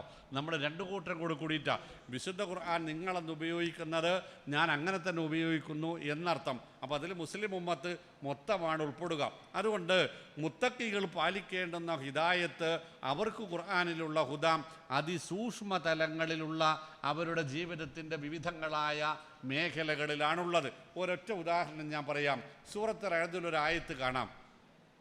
അള്ളാഹു അവൻ്റെ കഴിവുകളെക്കുറിച്ച്, അവൻ്റെ അറിവിൻ്റെ അപാരതയെക്കുറിച്ച് നമ്മളെ ബോധ്യപ്പെടുത്തുന്ന സംഗതി എന്താണെന്നറിയോ? സവാഉം മിൻകും മൻ അസറൽ ഖൗല വമൻ ജഹറ ബിഹി വമൻ ഹുവ മുസ്തഖ്ഫിൻ ബിൽ ലൈലി വസാരിബുൻ ബിന്നഹാർ ലഹു മുഅഖിബാത്തും മിൻ അംരില്ലാഹ്. സവാഉം മിൻകും മൻ അസറൽ ഖൗല, നിങ്ങളിൽ ആരെങ്കിലും ഒരാൾ രഹസ്യമായി എന്തെങ്കിലും പറഞ്ഞാലും, വമൻ ജഹറ ബിഹി, മറ്റൊരാൾ പരസ്യമായി അത് തന്നെ ആവർത്തിച്ച് പറഞ്ഞാലും, വമൻ ഹുവ മുസ്തഖ്ഫിൻ ബിൽ ലൈൽ, ഒരാൾ സ്വന്തം ബെഡ്റൂമിൽ വാതിലടച്ച് ആരുമില്ലാതെ കാണുന്നതും കേൾക്കുന്നതും ചിന്തിക്കുന്നതുമാണെങ്കിലും, വസാരിബും ബിന്നഹാർ, അടുത്തയാൾ അങ്ങാടി മധ്യത്തിൽ പട്ടാപ്പകൽ പരസ്യമായി ചെയ്യുന്നതാണെങ്കിലും അള്ളാഹുവിന് അത് ഒരുപോലെയാണ്. അള്ളാഹുവിന് അതൊരുപോലെയാണ്. അതിൻ്റെ അറിവിൽ നിന്ന് അള്ളാഹുവിൻ്റേത് യാതൊന്നും മാഞ്ഞു പോവുകയില്ല എന്ന ആ തിരിച്ചറിവാണ് വിജയത്തിലേക്കുള്ള ഖുർആൻ നിരത്തുന്ന വഴി. അവിടെയാണ് മരുഭൂമിയിലെ ഒരു താഴ്വരയിൽ എണ്ണമറ്റ ആടുകളെ മേച്ചുകൊണ്ടിരുന്ന ഒരു കുട്ടിയോട് ഉമർ ഇബ്നു ഖത്താബ് റളിയല്ലാഹു അൻഹു ചോദിക്കുന്നത്, ഇതിൽ എത്ര ആടുണ്ടെന്ന് മോനറിയോ? ഇല്ല. അതിൻ്റെ ഉടമസ്ഥനറിയോ? ഇല്ല. അപ്പം പറഞ്ഞ വകുപ്പ് ചോദ്യത്തിൻ്റെ ഈ രീതി ഒന്ന് മാറ്റി, നിനക്ക് വീട്ടിൽ ആരൊക്കെ ഉണ്ട്? വാപ്പുണ്ട്, ഉമ്മയുണ്ട്, 2 അനിയത്തിമാരുണ്ട്. വാപ്പാക്ക് എന്താ പണി? വാപ്പൊരടിമയാണ്. ഉമ്മയോ? ഉമ്മയും ഒരു അടിമയാണ്. നീയോ? ഞങ്ങളെല്ലാവരും ഞങ്ങളുടെ ഉടമസ്ഥന യജമാനൻ്റെ അടിമയാണ്. അപ്പോൾ വീട്ടിൽ ദാരിദ്ര്യം കഷ്ടപ്പാടുമൊക്കെ ഒന്നും പറയണ്ട, അങ്ങനെ നല്ല ഉണ്ട്. എന്നിട്ട് ഉമറിൽ ഞാൻ ചോദിക്കാം, ഈ എനിക്കിതിന്നൊരു ആടിനെ തരുമോ? ഇല്ല. എന്തേ? ഒന്നുമില്ല, തരൂല. എടോ, ഇതിൽ എത്ര ആടുണ്ടെന്ന് എനിക്കറിയില്ലല്ലോ. ഇല്ല. യജമാനും അറിയില്ലല്ലോ. ഇല്ല. അപ്പോൾ ഇതിന്നിപ്പോൾ ഒന്ന് ചത്താലോ? അത് യജമാനറിയോ? ഇല്ല. ഒന്ന് കുറുക്കം പിടിച്ചാലോ? അറിയൂല. പിന്നെന്താ പണക്ക് ഇതിന്നൊന്ന് വിറ്റാൽ പെരയിലെ പട്ടിണിക്ക് ചെറിയൊരു ശമനാവുകയും ചെയ്യും എന്ന് ചോദിച്ചപ്പോൾ കുട്ടി മുണ്ടാതിരിക്കുക. അപ്പോൾ ഉമറിലാണ് യജമാനൻ അറിയുമെന്ന് പേടിച്ചിട്ടാണോ? അല്ല. പിന്നെന്താ പ്രശ്നം? അപ്പോൾ ഈ കുട്ടി ചോദിക്കണത് ഫഅൈനല്ലാഹ്, ഫഅൈനല്ലാഹ്. അപ്പോൾ റബ്ബിനെ ഞാൻ എന്താ ഇപ്പം ചെയ്യാം? മോമിനീങ്ങളെ, നിങ്ങൾക്ക് മനസ്സിലാവണ്ട, മുത്തക്കികൾക്കുള്ള ഹിദായത്ത് ഖുർആനിൽ നിന്ന് എങ്ങനെയാണ് കിട്ടാൻ? ഫഅൈനല്ലാഹ്. അപ്പോൾ അള്ളാഹുവോട് ഞാൻ എന്ത് ചെയ്യും? അവനെ എനിക്ക് മറച്ചു പിടിക്കാൻ കഴിയില്ലല്ലോ എന്ന്. അടുത്തൊരു റിപ്പോർട്ട് നോക്കിക്കോളൂ നിങ്ങൾ. ജുനൈദുൽ ഖാളി റളിയല്ലാഹു റഹിമഹുല്ലാ അദ്ദേഹത്തിൻ്റെ മഹത്തായ ഗ്രന്ഥങ്ങളിൽ ഒന്നിൽ രേഖപ്പെടുത്തി വെച്ച ഒരു സംഗതി, ഒരു ചെറുപ്പക്കാരൻ ഒരു സമ്പന്നനായ ചെറുപ്പക്കാരൻ തൻ്റെ വേലക്കാരിയായ പെൺകുട്ടിയെ അനാശാസ്യത്തിന് വേണ്ടി നിർബന്ധിക്കുന്നു, ഭീഷണിപ്പെടുത്തുന്നു, കൊല്ലുമെന്നിടത്തെത്തുന്നു. അങ്ങനെ നിവൃത്തിയില്ലാത്ത ഘട്ടത്തിൽ ആ കുട്ടി ഇയാൾക്ക് വിധേയപ്പെടാൻ തീരുമാനിച്ച നിവൃത്തിയില്ലാത്ത സമയത്ത് അയാൾ വീടിൻ്റെ വാതിലുകളെല്ലാം അടക്കാൻ പറയും, എല്ലാം അടക്കാൻ ആവശ്യപ്പെടുന്നു. എല്ലാ വാതിലുകളും അടച്ചു വന്ന ആ പെൺകുട്ടിയോട് ഈ ഉടമസ്ഥൻ ചെറുപ്പക്കാരൻ ചോദിച്ച്, ഇനി ഏതെങ്കിലും വഹൽ ബിംബാ എബുക്കാ, ഇനി ഏതെങ്കിലും വാതിലുകൾ അടക്കാനുണ്ടോ? അപ്പോൾ ഈ മോള് മറുപടി പറഞ്ഞത്, ഉണ്ട്. ബൽ ബാബുല്ലദി ബൈനനാ വബൈനല്ലാഹി മഫ്തൂഹൻ, നമുക്കും അള്ളാഹുവിനുമിടയിൽ ഒരു വാതിലുണ്ട്, മറയാതെ കിടക്കണ്, അതിനെ കൊണ്ട് മറക്കാൻ കഴിയില്ല. മോമിനിങ്ങളൊന്ന് ആലോചിച്ച് നോക്കുകയാണ്, ഈ ഖുർആൻ നൽകുന്ന വെളിച്ചെന്താണ്? എങ്ങനെയാണ് ഖുർആൻ നമ്മളെ വിജയത്തിലേക്ക് നയിക്കുക? അതാണ് ദാലിക്കൽ കിതാബ് ലാ റൈബ ഫീഹി ഹുദൽ ലിൽ മുത്തഖീൻ. നമുക്കും അള്ളാഹുവിനുമിടയിൽ മറക്കാൻ കഴിയാത്ത, യാതൊന്നുകൊണ്ടും മറച്ചു പിടിക്കാൻ കഴിയാത്ത ഒരു വാതിൽ നമ്മുടെ ജീവിതത്തിൻ്റെ അങ്ങോളം ഇങ്ങോളം അല്ലേ.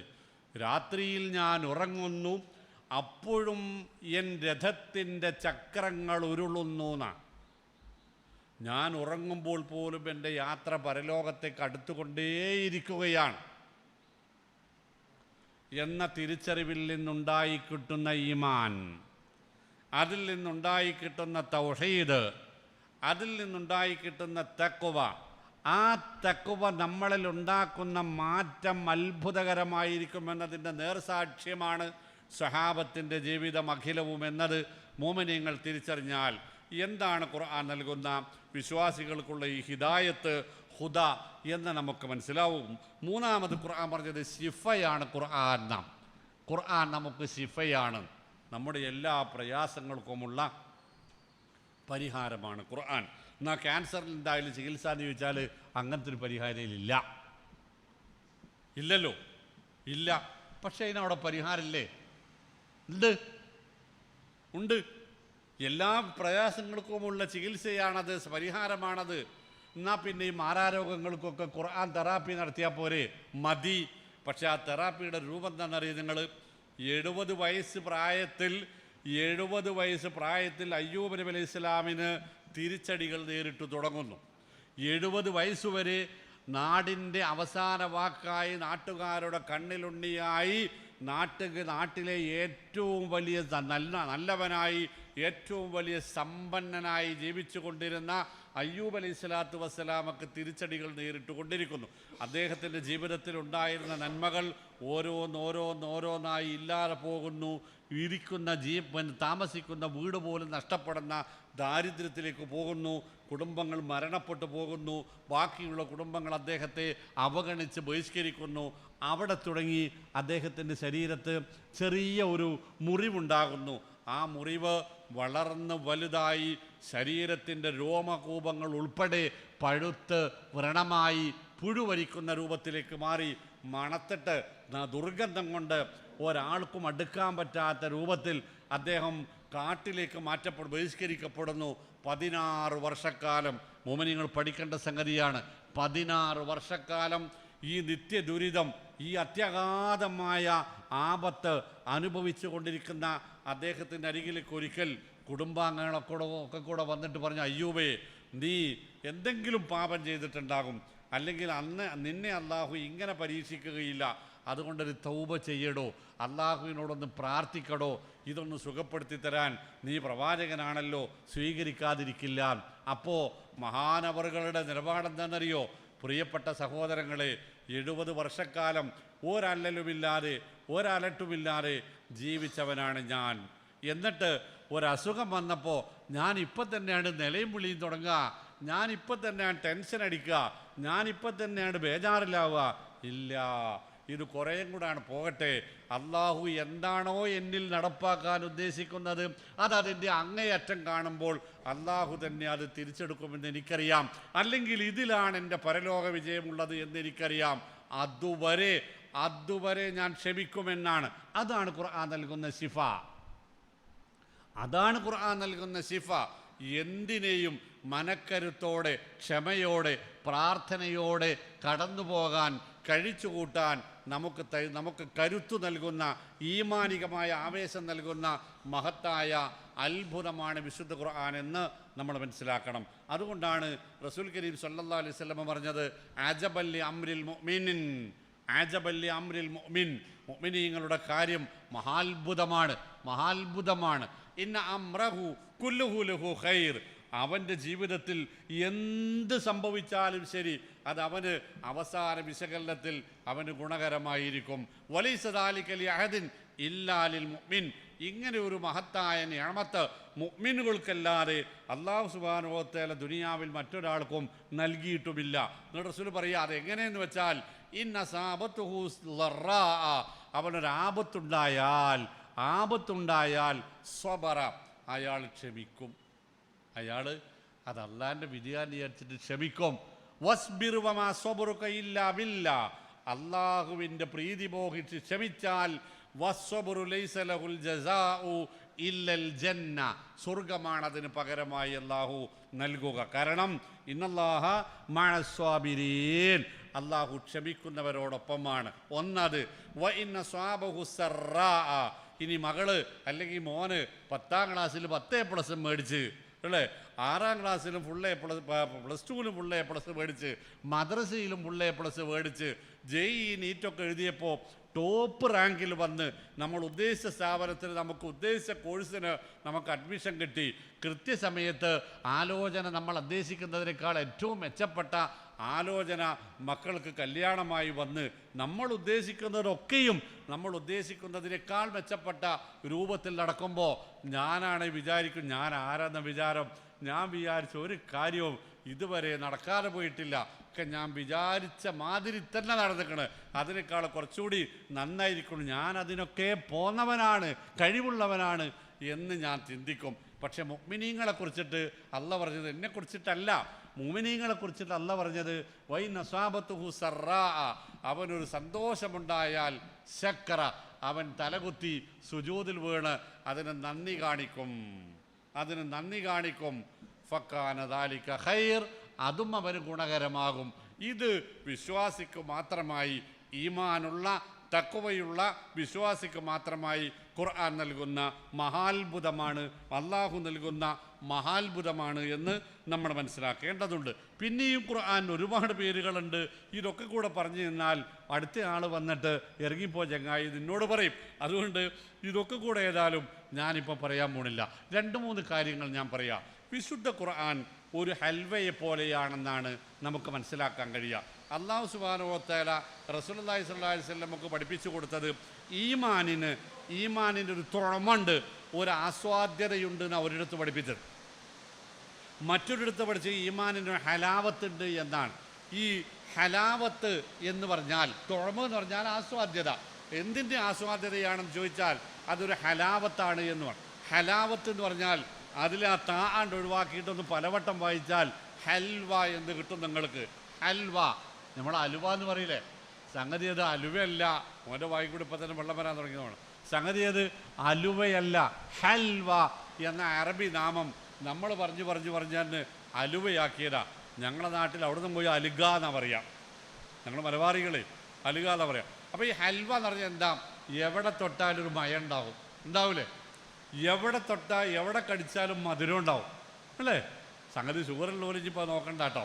എന്തായാലും അതുപോലെ ഈമാനിന്, ഇസ്ലാമിന്, വിശുദ്ധ ഖുർആനിന്, തിരുസുന്നത്തിന് ഒരു മാധുര്യമുണ്ട് എന്നാണ്.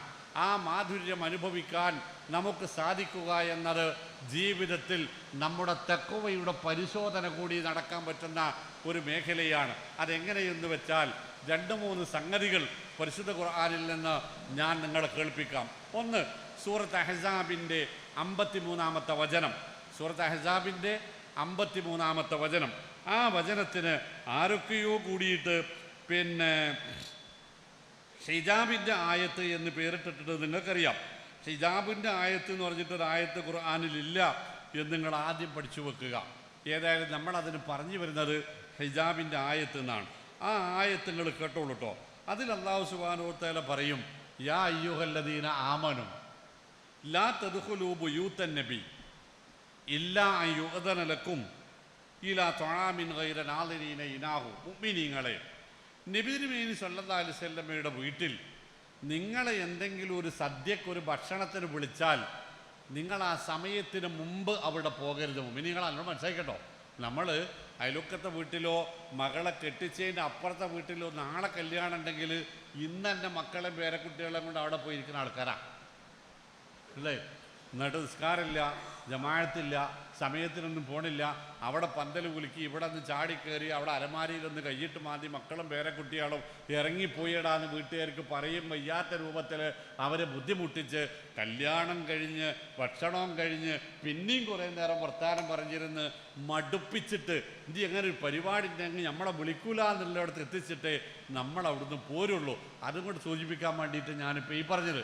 റസൂലുള്ളാഹി സ്വല്ലല്ലാഹു അലൈഹി വസല്ലമ തങ്ങൾ സൈനബ് ബിൻത്ത് ജഹ്ഷ് റളിയല്ലാഹു തആല അൻഹയെ കല്യാണം കഴിച്ചു. സെയ്ദ് ബിൻ ഹാരിസയുടെ ഭാര്യയായിരുന്ന സൈനബ് റളിയല്ലാഹു അൻഹയെ കല്യാണം കഴിച്ചു. ആ കല്യാണം അത്ഭുതകരമായ കല്യാണമായിരുന്നു എന്ന് നിങ്ങൾക്കറിയാം. എന്തായാലും ആ കല്യാണത്തിന് നബി സല്ലല്ലാഹു അലൈഹി വസല്ലം ഒരു സദ്യയുണ്ടാക്കി, നല്ല ഭക്ഷണമുണ്ടാക്കി.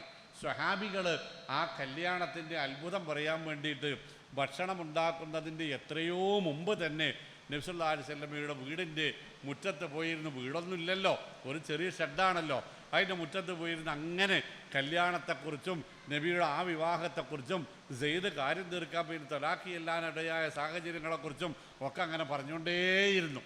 ഭക്ഷണമായപ്പോൾ ഭക്ഷണവും കഴിച്ചു. എന്നിട്ടും അവർ പിരിഞ്ഞു പോണില്ല. അവരവിടെ ഇരുന്ന് വർത്തമാനം പറയുക തന്നെയാണ്.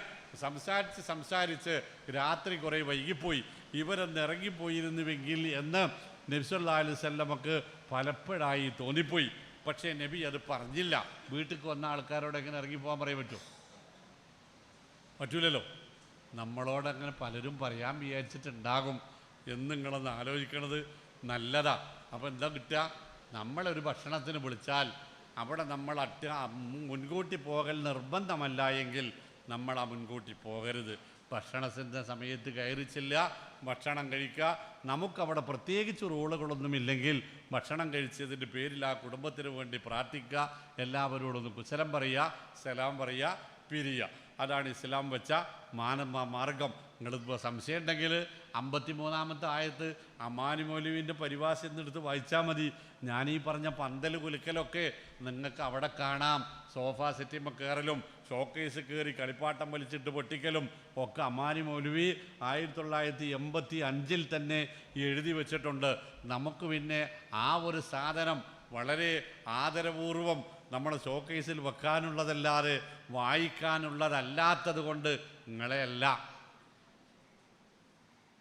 അല്ലേ, വാപ്പ വീട് കയറി താമസിച്ചപ്പോൾ അമാനി മൗലവിയുടെ പരിഭാഷ വാങ്ങി 4 വാള്യം. ഒരു 10-15 കൊല്ലം കഴിഞ്ഞ് മകൻ പുതിയ വീടുണ്ടാക്കിയപ്പോൾ വാപ്പ കൊടുത്ത ഗിഫ്റ്റ് ഇതേ പരിഭാഷയാണ്. കെട്ട് പൊട്ടിച്ചുണ്ടായിരുന്നില്ല. ആ കോലത്തിലാണെങ്കിൽ ഖുർആൻ നമുക്ക് ഹുദയല്ല, ഖുർആൻ നമുക്ക് നൂറല്ല. നമുക്കതുകൊണ്ട് വെളിച്ചവും വഴികാട്ടലുമൊട്ട് ലഭിക്കുകയുമില്ല. അപ്പോൾ സംഭവം ഞാൻ അവസാനിപ്പിക്കാൻ പോവാണ്. നിങ്ങളവിടെ ഭക്ഷണത്തിന് പോയി ഇരുന്നു. വലാകിന്നിദാ ദുഈതും, നിങ്ങൾ ക്ഷണിക്കപ്പെട്ടാൽ ഫദ്ഖുലു, നിങ്ങൾ ആ ഭക്ഷണത്തിൻ്റെ സമയത്ത് അവിടെ പ്രവേശിക്കുക. വൈദാ തുഇംതും, ഭക്ഷണം കഴിച്ചാൽ ഫന്തശിറൂ, പിരിഞ്ഞു പോകണം. വലാ മുസ്തഅ്നിസീന ലി ഹദീസ്, പിന്നെ അവിടെ സംസാരിച്ചിരിക്കരുത്. ഇന്നദാലിക്കും കാന യുഅ്ദി നബി, അത് ആതിഥേയന് ബുദ്ധിമുട്ടുണ്ടാക്കും. ഫയസ്തഹീ മിൻകും, അത് നിങ്ങളോട് പറയാൻ വിളിച്ചു വരുത്തിയിട്ട് എങ്ങനെ അപമാനിക്കുക എന്ന് വിചാരിച്ച് അയാൾ മടിക്കുകയും ചെയ്യും. വല്ലാഹു ലാ യസ്തഹീ മിനൽ ഹഖ്, എന്നാൽ ഉള്ളതുപോലെ പറയാൻ അള്ളാഹുവിന് ഒരു മടിയും ഇല്ല. ഇത് ആ സദസ്സിനൊന്ന് ഓതി കേൾപ്പിക്കുന്ന അവസ്ഥ ആലോചിച്ച് നോക്കാണ്. ഇവിടെ വീട്ടിലും പരിസരത്തും ഇങ്ങനെ ഇരുന്ന് വർത്താനം പറയുന്ന ആൾക്കാരുടെ ഇടയിൽ ഇതാണ് ചെന്ന് ഓതിക്കൊടുത്താൽ അതിൻ്റെ അർത്ഥം തേക്കാരം കുറേ നേരമായാലും നിങ്ങൾ ഇവിടെ ബണ്ടലടിച്ചിരിക്കാൻ തുടങ്ങിയിട്ട് ഒന്ന് നീച്ച് പോയിടാ എന്നല്ല അതിൻ്റെ പച്ച മലയാളത്തിൽ ആദ്യത്തെ അർത്ഥം അതിനുണ്ടാവുക അല്ലേ.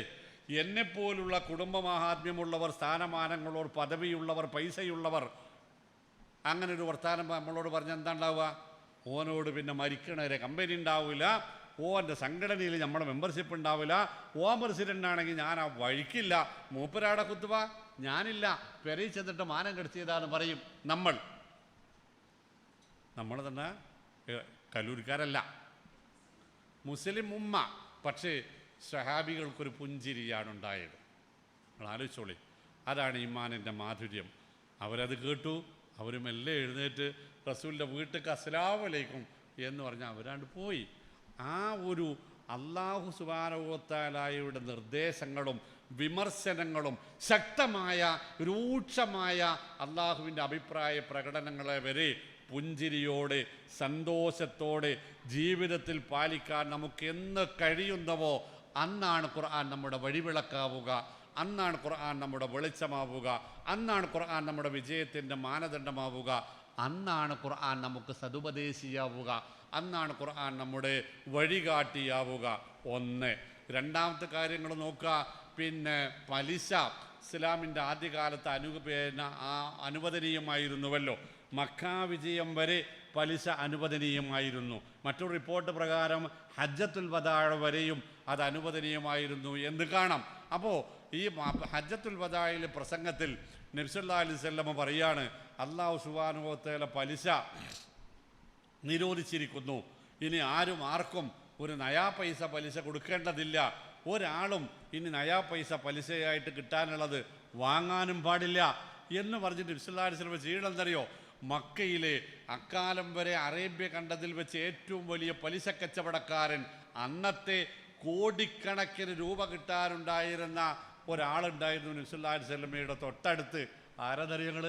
നബി സല്ലല്ലാഹു അലൈഹി വസല്ലമയുടെ എളാപ്പ അബ്ബാസ് ഇബ്നു അബ്ദുൽ മുത്തലിബ് റളിയല്ലാഹു അൻഹു. ആലോചിച്ചോളി, അദ്ദേഹത്തിൻ്റെ കയ്യും മകനും ഇങ്ങനെ പിടിച്ചിട്ടുണ്ട്, ഉയർത്തിയിട്ട് പറഞ്ഞ് റിബ, ആദ്യം ഞാൻ ദുർബലപ്പെടുത്തുന്ന നിരോധിക്കുന്ന പലിശ റിബ അബ്ബാസ് ബിൻ അബ്ദുൽ മുത്തലിബ്, എൻ്റെ എളാപ്പൻ്റെ പലിശയാണ്. നിൻ്റെ എളാപ്പക്ക് നയാ പൈസ നിങ്ങളാരും പലിശ കൊടുക്കേണ്ടതില്ല, മുതൽ കൊടുക്കാനുള്ളതാണ്, കൊടുത്തളി, പലിശ കൊടുക്കണ്ട. അബ്ബാസ് റളിയല്ലാഹു അൻഹു അശ്ഹദു അല്ലാ ഇലാഹ ഇല്ലല്ലാഹ് വ അശ്ഹദു അന്ന മുഹമ്മദൻ റസൂലുള്ളാഹ് എന്നാ പറഞ്ഞ് തിരിച്ചുകൊണ്ട്. ഞാനാണ് എന്താ പറയുന്നത് ഞങ്ങൾ ഗതികെട്ട മാസത്തിൽ കൂടുകയും ചെയ്ത് പട്ടിണി മാസം വരികയും ചെയ്ത് ഇതടക്കം നിങ്ങളെ തൊപ്പിയും വേണ്ട കുപ്പായം വേണ്ട അസ്സലാമു അലൈക്കും എന്ന് പറയില്ലേ? നിങ്ങൾ ചെയ്യുന്ന ഒരു കാര്യം എനിക്ക് വ്യക്തമായി ബോധ്യപ്പെട്ടിട്ട് ഞാനത് നിങ്ങളുടെ പള്ളി മെമ്പറിൽ നിന്നുകൊണ്ടത് പാടില്ല എന്ന് പറഞ്ഞാൽ, കഴിഞ്ഞ ആഴ്ച ഉണ്ടായ ഒരു അനുഭവം എന്താ അറിയോ? നാട്ടിലൊരു കോറി ക്രഷർ വരുന്നു, ഒരു ക്രഷർ. ആ ക്രഷർ വന്നാൽ ജനവാസ മേഖലയിലാണ്, അതിൻ്റെ അയൽപ്പക്കത്ത് ഒരു 10-100 വീടുകളെ അത് ബാധിക്കും. അപ്പോൾ ആ വീട്ടുകാരൊരു പ്രക്ഷോഭത്തിന് തുടക്കം കുറിച്ച് ആ വീട്ടുകാർ എല്ലാവരും കൂടെ കൂടിയിട്ട് ആ കൂട്ടത്തിൽ അവിടെ അങ്ങാടിയിലുള്ള മെയിൻ പള്ളിയിലെ ഖത്തീബ് എൻ്റെ പ്രിയപ്പെട്ട സഹപാഠി വി മുഹമ്മദ് മൗലവി അതിനെതിരെ ഖുത്ബയിലൊന്ന് സൂചിപ്പിച്ചു. ഇത്രേ ഇന്നലെ രാത്രിയാണ്. അതാണ് കാരണമെന്നറിയുന്നത്.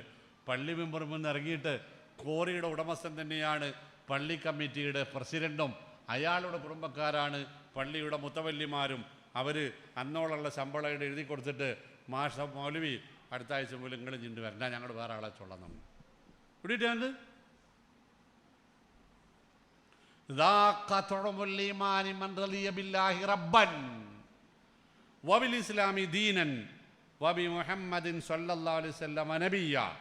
ഇസ്ലാമിനെ മതമായി, അള്ളാഹുവിനെ റബ്ബായി, നബി തിരുമേനി സല്ലല്ലാഹു അലൈഹി വസല്ലമയെ അന്തിമമായ നമ്മുടെ നിലപാടുകൾ, ജീവിതത്തിൻ്റെ നിലപാടുകളിൽ അഭിപ്രായ പ്രകടനം നടത്താനുള്ള അതോറിറ്റിയായി നമുക്ക് എന്ന് തൃപ്തിപ്പെടാൻ കഴിയുന്നുവോ അന്നേ ഖുർആൻ നമുക്ക് വഴികാട്ടിയാവുകയുള്ളൂ, വെളിച്ചമാവുകയുള്ളൂ. അന്നേ നമുക്ക് പരലോകം രക്ഷപ്പെടുത്തിയെടുക്കാൻ കഴിയുകയുള്ളൂ. അന്നേ നമുക്ക് വിശുദ്ധ ഖുർആൻ മധുരമുള്ളതായി, അനുഭവവേദ്യമായ ആസ്വാദ്യതയുള്ളതായി മനസ്സിലാവുകയുള്ളൂ. അബ്ബാസ് ഇബ്നു അബ്ദുൽ മുത്തലിബ് റളിയല്ലാഹു അൻഹുവിനെ പോലെ നമുക്കാകാൻ കഴിയുന്നത് എന്നാണോ അന്നാണ് നമുക്ക് ജീവിതത്തിൽ മാറ്റങ്ങൾ ഉണ്ടാക്കാൻ സാധിക്കുക. അന്നാണ് നമ്മളിവിടെ, ഞാൻ ഇവിടെ വന്നപ്പോൾ ആദ്യം കേട്ട ആയത്തേതാര്യങ്ങൾ യാ അയ്യുഹല്ലദീന ആമനൂ ഖൂ അൻഫുസക്കും വഅഹ്ലീകും നാറാ എന്ന ആയത്താണ് കേട്ടത്. നിങ്ങളെയും നിങ്ങളുടെ കുടുംബങ്ങളെയും സ്വർഗത്തിലേക്ക് കൈപിടിച്ചുയർത്തണം എന്നല്ലല്ലോ പറഞ്ഞത്, പിന്നെയോ നരകത്തിൽ നിന്ന് രക്ഷപ്പെടുത്തണം എന്നവർ അല്ലേ? സ്വർഗത്തിൽ പോകണമെന്നല്ല, നിങ്ങളെയും നിങ്ങളുടെ കുടുംബത്തെയും നരകത്തിൽ നിന്ന് രക്ഷപ്പെടുത്തിയെടുക്കണം. കാരണം അവിടെ ഒരു ദയവുമില്ലാത്ത, ഒരു മാർദ്ദവുമില്ലാത്ത കുറച്ച് ആളുകളാണ് അതിൻ്റെ കാവൽക്കാർ. അതികഠിനന്മാരായ പരുഷഭാവികളായ മലക്കുകൾ. അവരുടെ പിടിയിൽപ്പെട്ടാൽ രക്ഷയുണ്ടാവുകയില്ല എന്ന ആയത്ത് അവിടെ ആദ്യം കേട്ടത്. അതിന് ശേഷം ഞാൻ കേട്ട ആയത്ത് എന്താ അറിയോ? യാ അയ്യുഹല്ലദീന കഫറു ലാ തഅ്തദിറുൽ യൗം. അല്ലാഹനെ നിഷേധിച്ച്, ഖുർആനിനെ നിഷേധിച്ച് തന്നിഷ്ടപ്രകാരം ജീവിച്ച് തിരിച്ചവരെ, അവർക്കാണല്ലോ കാഫിർ എന്ന് പറയാ. ഇനി ഇവിടെ വന്നിട്ട് ഒഴിവ് കഴിവുകളൊന്നും പറയണ്ട. എവിടെ വന്നിട്ട് അത് ഞങ്ങൾ കേട്ടില്ല, ഞങ്ങൾ അറിഞ്ഞില്ല, ഞങ്ങൾക്ക് സമയം ഉണ്ടായില്ല, ഞങ്ങൾ ആ ക്ലാസ്സിൽ പോയില്ല എന്നൊന്നും പറഞ്ഞ് ഒഴിവ് കഴിവ് പറയാൻ ഇങ്ങോട്ട് വരേണ്ടതില്ല. ഇന്നമാ തുജ്സൗന മാ കുന്തും തഅമലൂൻ. നിങ്ങൾ എന്താണോ സമ്പാദിച്ചത് അതിൻ്റെ കൂലിയാണ് ഇപ്പോൾ നിങ്ങൾക്ക് കിട്ടിയത് എന്ന ആയത്താണ് കിട്ടിയത്. മൂന്നാമത് കേട്ടത് യാ അയ്യുഹല്ലദീന ആമനു തൂബൂ ഇലല്ലാഹി തൗബത്തൻ നസൂഹ. ആകയാൽ ഈമാനുള്ളവരെ കളങ്കരഹിതരായി, നിഷ്കളങ്കരായി, ആത്മാർത്ഥതയോടുകൂടി നിങ്ങളുടെ കഴിഞ്ഞകാല ജീവിതത്തിലെ വീഴ്ചകൾ അള്ളാഹുവോട് ഏറ്റുപറയുവീന്നാണ്. അതിനാണല്ലേ തൗബ എന്നറിയാം. ഏറ്റുപറഞ്ഞു മടങ്ങുവീൻ. മടങ്ങിയാൽ അസാ റബ്ബക്കും അയ്യുകഫിറ അൻകും സയ്യിആതികും. നിങ്ങളുടെ വീഴ്ചകൾ അല്ലാഹു മാപ്പാക്കി തരും.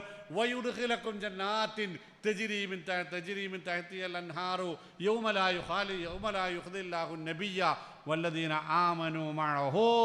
അല്ലാഹു അവൻ്റെ ദൂതരെയും ആ ദൂതരുടെ പിൻഗാമികളായ മുഅ്മിനീങ്ങളെയും അപമാനിക്കാത്ത ഒരു ദിവസത്തിൽ നിങ്ങൾക്ക് സ്വർഗത്തിൽ പോകണമെങ്കിലും ഈ ഒരു തൗബ അടിയന്തരമായി നിങ്ങൾ നിർവഹിക്കണം.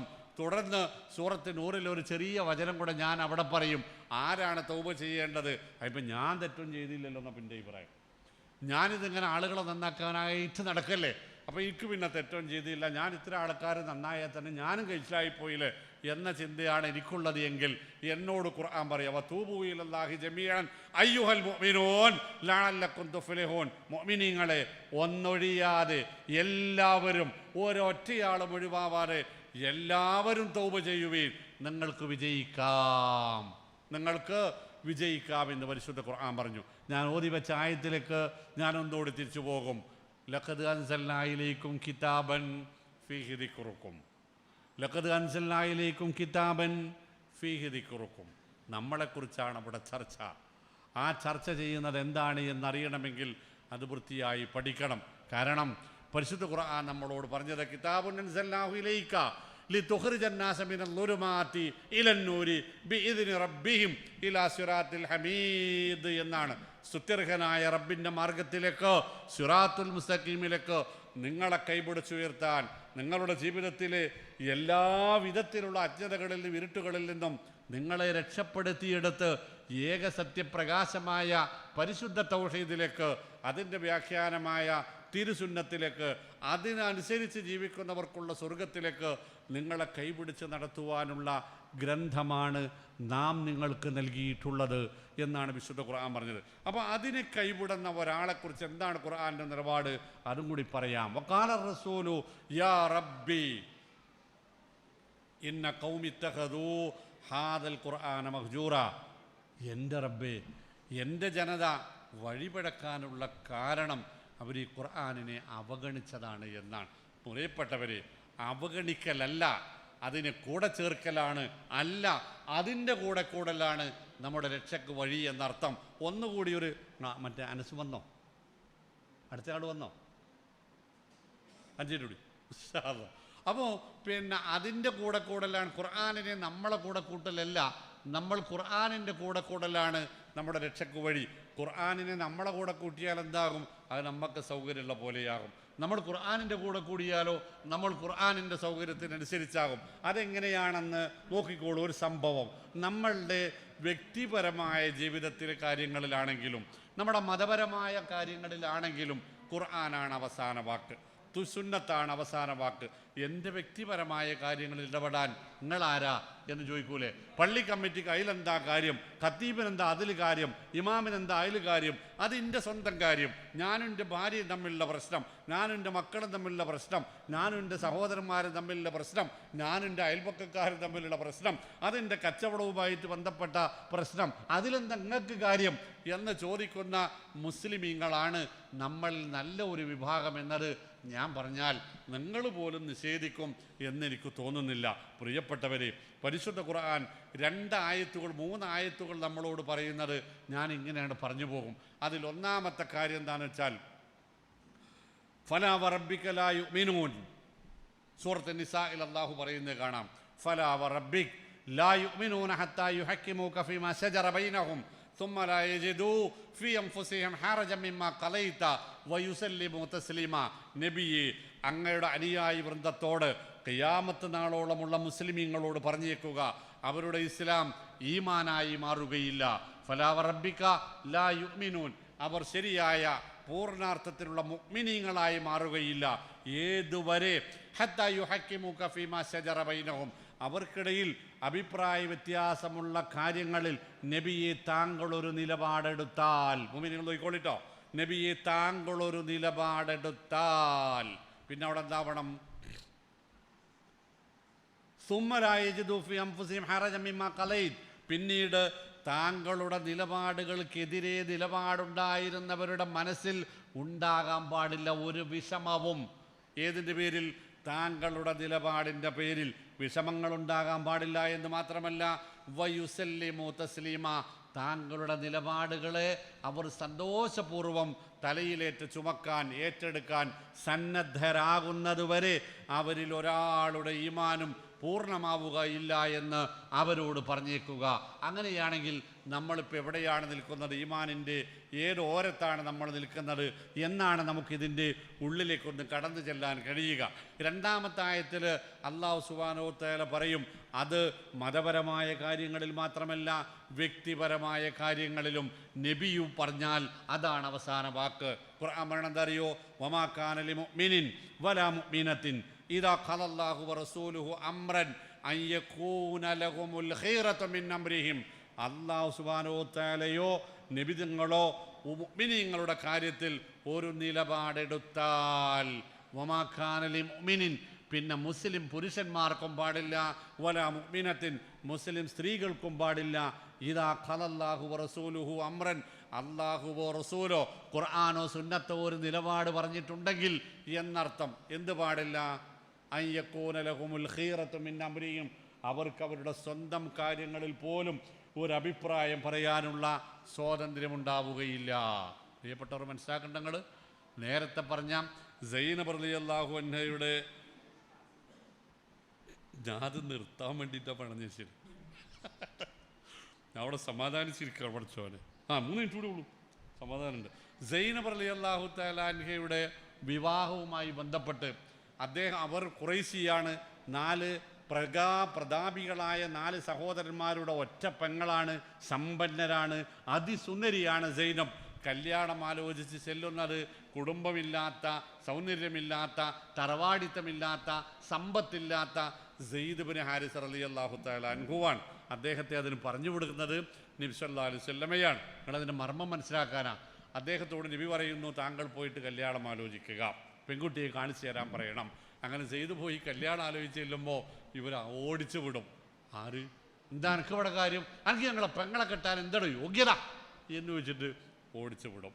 അദ്ദേഹം മാനക്കേടോട് നബിയുടെ അടുത്ത് നിന്നിട്ട് ഇന്നെ ഒരു മാനം കെടുത്തി വിട്ടിട്ട് നബിയെ എന്ന് പറയുമ്പോൾ ഇത് ഒന്നുകൂടെ പോയോക്ക് എന്ന് പറയും. 2ാമത് ചെല്ലുമ്പോഴും ഓടിച്ചു വിടും. അപ്പോൾ 3ാമത് നബി പറയും, ഞാൻ പറഞ്ഞു വിട്ടതാണ് എന്ന് അവരോട് പ്രത്യേകം പറയണം. 3ാമത് ചെന്നിട്ട് ആങ്ങളമാർ 4 കൂടി വടിയും മറയെടുത്ത് വരുമ്പോൾ ഇയാൾ നിന്നിട്ട് പറയും, കാര്യം ഞാൻ എൻ്റെ ഇഷ്ടത്തിന് വന്നതല്ല, എന്നെ റസൂൽ പറഞ്ഞയച്ചതാണ്, നിങ്ങളെ പെങ്ങളെ കാണിച്ചു തരാൻ പറഞ്ഞിട്ടുണ്ട്. അപ്പോൾ ആങ്ങളമാർ പറയും, എന്താ റസൂൽ ഇതിൽ കാര്യം? ഞാനും നിങ്ങളും പലപ്പോഴും പറയുന്നതാണ്, ഇനിയും പറയാനിരിക്കുന്നതാണ്, ഇന്ന് വരെ പറഞ്ഞുകൊണ്ടിരുന്നതുമാണ്. ചിലരെങ്കിലും ഇതിലെന്താ ദീനിന് കാര്യം, ഇതിലെന്താ പള്ളി കമ്മിറ്റിക്ക് കാര്യം, ഇതിലെന്താ ഖത്തീബിന് കാര്യം? മൂപ്പർക്ക് ഇക്കണ്ട കാര്യങ്ങളൊക്കെ പറയാനുള്ളതാണോ പള്ളി മെമ്പർ ഖുർആൻ ക്ലാസ്സിൽ ഇത് പറയാനാണോ വിളിച്ചത്? നിങ്ങൾ നോക്കിക്കോളി, എറണാകുളം അങ്ങാടിയിൽ തന്നെ ചില പള്ളി കമ്മിറ്റികൾ സെലഫി മഹല്ലുകൾക്ക് കീഴിൽ മരണാനന്തര ചടങ്ങുകൾ വരെ നടന്നുകൊണ്ടിരിക്കുന്നു എന്നത് നിങ്ങൾ മനസ്സിലാക്കേണ്ട സംഗതിയാണ്. പള്ളി മെമ്പറുകൾ കൈകാര്യം ചെയ്യേണ്ട കാര്യങ്ങൾ മുഅ്മിനീങ്ങൾ കേൾക്കാനും പള്ളി മെമ്പറുകൾ അത് കൈകാര്യം ചെയ്യാനും തയ്യാറായിട്ടില്ലെങ്കിൽ നമ്മൾ അധപ്പതനത്തിലേക്ക് പോയിക്കൊണ്ടിരിക്കും എന്നതാണ് ഞാൻ പറഞ്ഞതിൻ്റെ അർത്ഥം. അപ്പം ഇനി അത് എവിടെയാണെന്ന് ചോദിക്കണ്ട, പുറത്തിറങ്ങിയാൽ നിങ്ങൾക്ക് അറിയാവുന്നത് ഇന്നടത്തൊക്കെയാണെന്ന് ഞാനിവിടെ പറഞ്ഞു കൊടുത്തിട്ടുണ്ട്. ഇതിൻ്റെ വോയിസും കാര്യങ്ങളൊക്കെ ഉണ്ട്. അപ്പോൾ അതൊക്കെ അവിടെ നിൽക്കട്ടെ. എന്നാലും ഞാൻ നിങ്ങളെ അല്ല പറഞ്ഞു പിന്നെ പറയാം. ഏതായാലും അവരത് പറഞ്ഞു, ഇവിടെ എന്താ നബിക്ക് കാര്യം? അങ്ങനെ സെയ്ദ് നിവൃത്തിയില്ലാതെ മാനം കെട്ട് തിരിച്ചു പോരുമ്പോൾ ഇതൊക്കെ കേട്ട് ഈ പെൺകുട്ടി അവിടെ നിൽക്കുന്നുണ്ട് വീടിനുള്ളിൽ. അവളിങ്ങനെ ആങ്ങളമാർ കേൾക്കാൻ പാകത്തിന് ഓതി ആയത്തപ്പം ഞാൻ നിങ്ങൾക്ക് ഓതി കേൾപ്പിച്ചെന്ന്. ഏത്? വമാ കാന ലിമുഅ്മിനിൻ വലാ മുഅ്മിനത്തിൻ ഇദാ ഖലല്ലാഹു വറസൂലുഹു അംറൻ അൻ യകൂന ലഹുമുൽ ഖൈറതു മിൻ അംരിഹിം. മുഅ്മിനീങ്ങളായ ആണുങ്ങൾക്കും പെണ്ണുങ്ങൾക്കും അല്ലേ റസൂൽ ഒരു കാര്യം തീരുമാനിച്ചാൽ, ഒരഭിപ്രായം പറഞ്ഞാൽ പിന്നീട് എതിരഭിപ്രായം ഉണ്ടായിക്കൂടാ. അങ്ങനെ എതിരഭിപ്രായം പ്രകടിപ്പിക്കുന്നവൻ ആരായാലും ശരി, അവൻ വ്യക്തമായ ളലാലത്തിലാണ് എന്ന ആയത്ത് ഈ പെൺകുട്ടി ഓതിയപ്പോൾ ആങ്ങളമാർ വിറച്ചുപോയി. ആ ആയത്ത് അവരുടെ മനസ്സിലില്ല, അവർ വിറച്ചുപോയി. സെയ്ദ് നബിയുടെ മുമ്പിൽ എത്തുന്നതിന് മുമ്പ് ആങ്ങളമാർ കുറുക്ക് വഴിയിലൂടെ ഓടി നബി സല്ലല്ലാഹു അലൈഹി വസല്ലമയുടെ കൈ പിടിച്ച് നബി സല്ലല്ലാഹു അലൈഹി വസല്ലമയുടെ മുമ്പിൽ കണ്ണീരൊഴുക്കി മാപ്പ് പറയുകയാണ് ചെയ്തത്. അവർക്ക് മനസ്സിലായത് നബിക്കെതിരെ നിന്നാൽ, ഖുർആനിനെതിരെ നിന്നാൽ അവർ നരകത്തിൻ്റെ വഴിയിലാണ്, സ്വർഗ വഴിയിൽ നിന്ന് പിഴച്ചുപോയി എന്നാണ് ഖുർആൻ പറഞ്ഞത് എന്ന് അവർക്ക് മനസ്സിലായി. 1450 കൊല്ലം ഇപ്പുറത്ത് നിൽക്കുന്ന നമ്മളിൽ മുസ്ലിം ഭൂരിപക്ഷത്തിന് ഇപ്പോഴും അത് മനസ്സിലായിട്ടില്ല എന്ന് വേണ്ടി വരില്ലേ നമ്മുടെ സ്വഭാവങ്ങൾ കണ്ടാൽ മനസ്സിലാക്കാൻ? 3ാമത് നോക്കിക്കോളൂ. ഫൽയഹ്ദരില്ലദീന യുഖാലിഫൂന അൻ അംരിഹി അൻ തകൂന ലഹും ഫിത്നത്തുൻ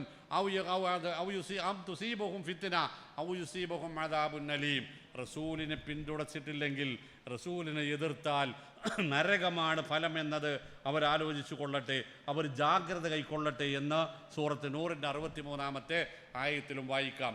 ആ ആയത്ത് വിശദീകരിച്ച് ഇമാം ഇബ്നു കസീർ റഹിമഹുല്ലാ പറയും, ഫല്ലഖ്വാലു വൽ അഅമാലു തൂസനു ബി അഖ്വാലിഹി വ അഅമാലിഹി സ്വല്ലല്ലാഹു അലൈഹി വസല്ലം. ഈ ആയത്ത് നമ്മളെ പഠിപ്പിക്കുന്നത് ഒരു സത്യവിശ്വാസിയുടെ ജീവിതത്തിൽ ഉണ്ടാകുന്ന വാക്കുകളും പ്രവൃത്തികളുമെല്ലാം അവർ ഖുർആനിൻ്റെയും സുന്നത്തിൻ്റെയും നിലപാടുകളോട് താരതമ്യപ്പെടുത്തി നോക്കണം. ഫമാ വാഫഖ, അതുമായി യോജിച്ചു വരുന്നതാണെങ്കിൽ ഫഖുബില, അത് നമുക്ക് സ്വീകാര്യമാണ്. വമാ ഖാലഫ, അതിനോടെതിരായി വരുന്നത് ആര് പറഞ്ഞാലും എപ്പോൾ പറഞ്ഞാലും എത്ര കാലമായിട്ട് നടക്കുന്നതാണെങ്കിലും ഫമർദൂദുൻ അലാ ഇലാ ഖായിലിഹി വഫാഇലിഹി കാഇനം മൻ കാൻ, അത് പറഞ്ഞവരിലേക്ക് തന്നെ മടക്കി വിടണം. ഈ സമുദായം അത് ഏറ്റെടുക്കാവതല്ല എന്ന് ഈ ആയത്തിലുണ്ട് എന്ന്. അങ്ങനെയാണ് ഖുർആൻ നമ്മുടെ വെളിച്ചമാവുക, അങ്ങനെയാണ് ഖുർആൻ നമ്മുടെ ശിഫയാവുക, അങ്ങനെയാണ് ഖുർആൻ നമ്മുടെ നൂറാവുക, അങ്ങനെയാണ് ഖുർആൻ നമ്മുടെ രക്ഷയാവുക, അങ്ങനെയാണ് ഖുർആൻ നമുക്ക് പരലോകത്തേക്കുള്ള വഴി കാണിക്കുക, അങ്ങനെയാണ് ഖുർആൻ നമ്മുടെ പരലോകത്തിൻ്റെ അത്യുന്നതങ്ങളിൽ നമുക്ക് ഇരിപ്പിടം നേടിത്തരാൻ നമ്മെ യോഗ്യരാക്കുക. ആകയാൽ വിശുദ്ധ ഖുർആനെ മുറുകെ പിടിച്ച്, വിശുദ്ധ ഖുർആനിൻ്റെ വ്യാഖ്യാനമായ തിരുസുന്നത്തിനെ മുറുകെ പിടിച്ച് ഒരു ജീവിതമായിരിക്കും ഇനി എനിക്കുണ്ടാവുക, എൻ്റെ വീട്ടിലുണ്ടാവുക എന്ന് തീരുമാനിച്ച് ഉറച്ച പ്രതിജ്ഞയെടുത്ത് ഇതുവരേക്ക് സംഭവിച്ചു പോയ അബദ്ധങ്ങൾക്ക് തൗബ ചെയ്തുകൊണ്ട് വേണം നമ്മളിവിടെ നിന്ന് പോകാൻ. അത് മരണം വരെ നിലനിർത്താനുള്ള പ്രതിജ്ഞയുണ്ടാവണം. അതിനു വേണ്ടിയുള്ള കൂട്ടായ്മകളിൽ നമ്മളുണ്ടാവണം. നമ്മുടെ മക്കളെ അതിൽ പങ്കെടുപ്പിക്കണം. അതിന് നേതൃപരമായ പങ്ക് വഹിക്കാൻ നമുക്ക് കഴിയണം.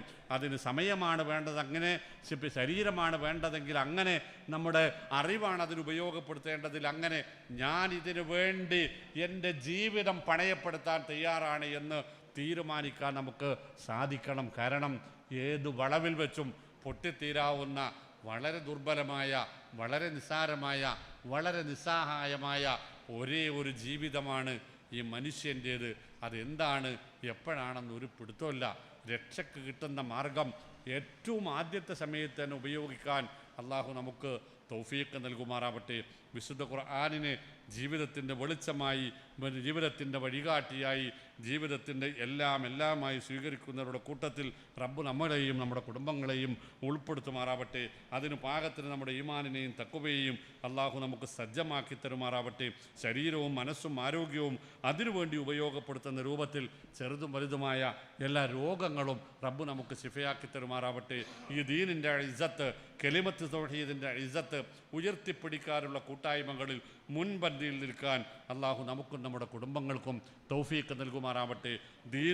ദീനിൻ്റെ വക്താക്കളായ മുസ്ലിമീങ്ങളും ലോകത്തനുഭവിക്കുന്ന എല്ലാ പതിത്തങ്ങളിൽ നിന്നും, എല്ലാ ആക്രമണങ്ങളിൽ നിന്നും, അസ്തിത്വ ഭീഷണികളിൽ നിന്നും ഈ സമുദായത്തെ റഹ്മാനായ റബ്ബ് കാത്തുരക്ഷിക്കുമാറാവട്ടെ. വസല്ലല്ലാഹു വസല്ലം അലാ നബിയിനാ വ ഹബീബിനാ മുഹമ്മദിൽ അമീൻ വ ആലിഹി വസഹ്ബിഹി അജ്മഈൻ. അസ്സലാമു അലൈക്കും വറഹ്മത്തുള്ളാഹി.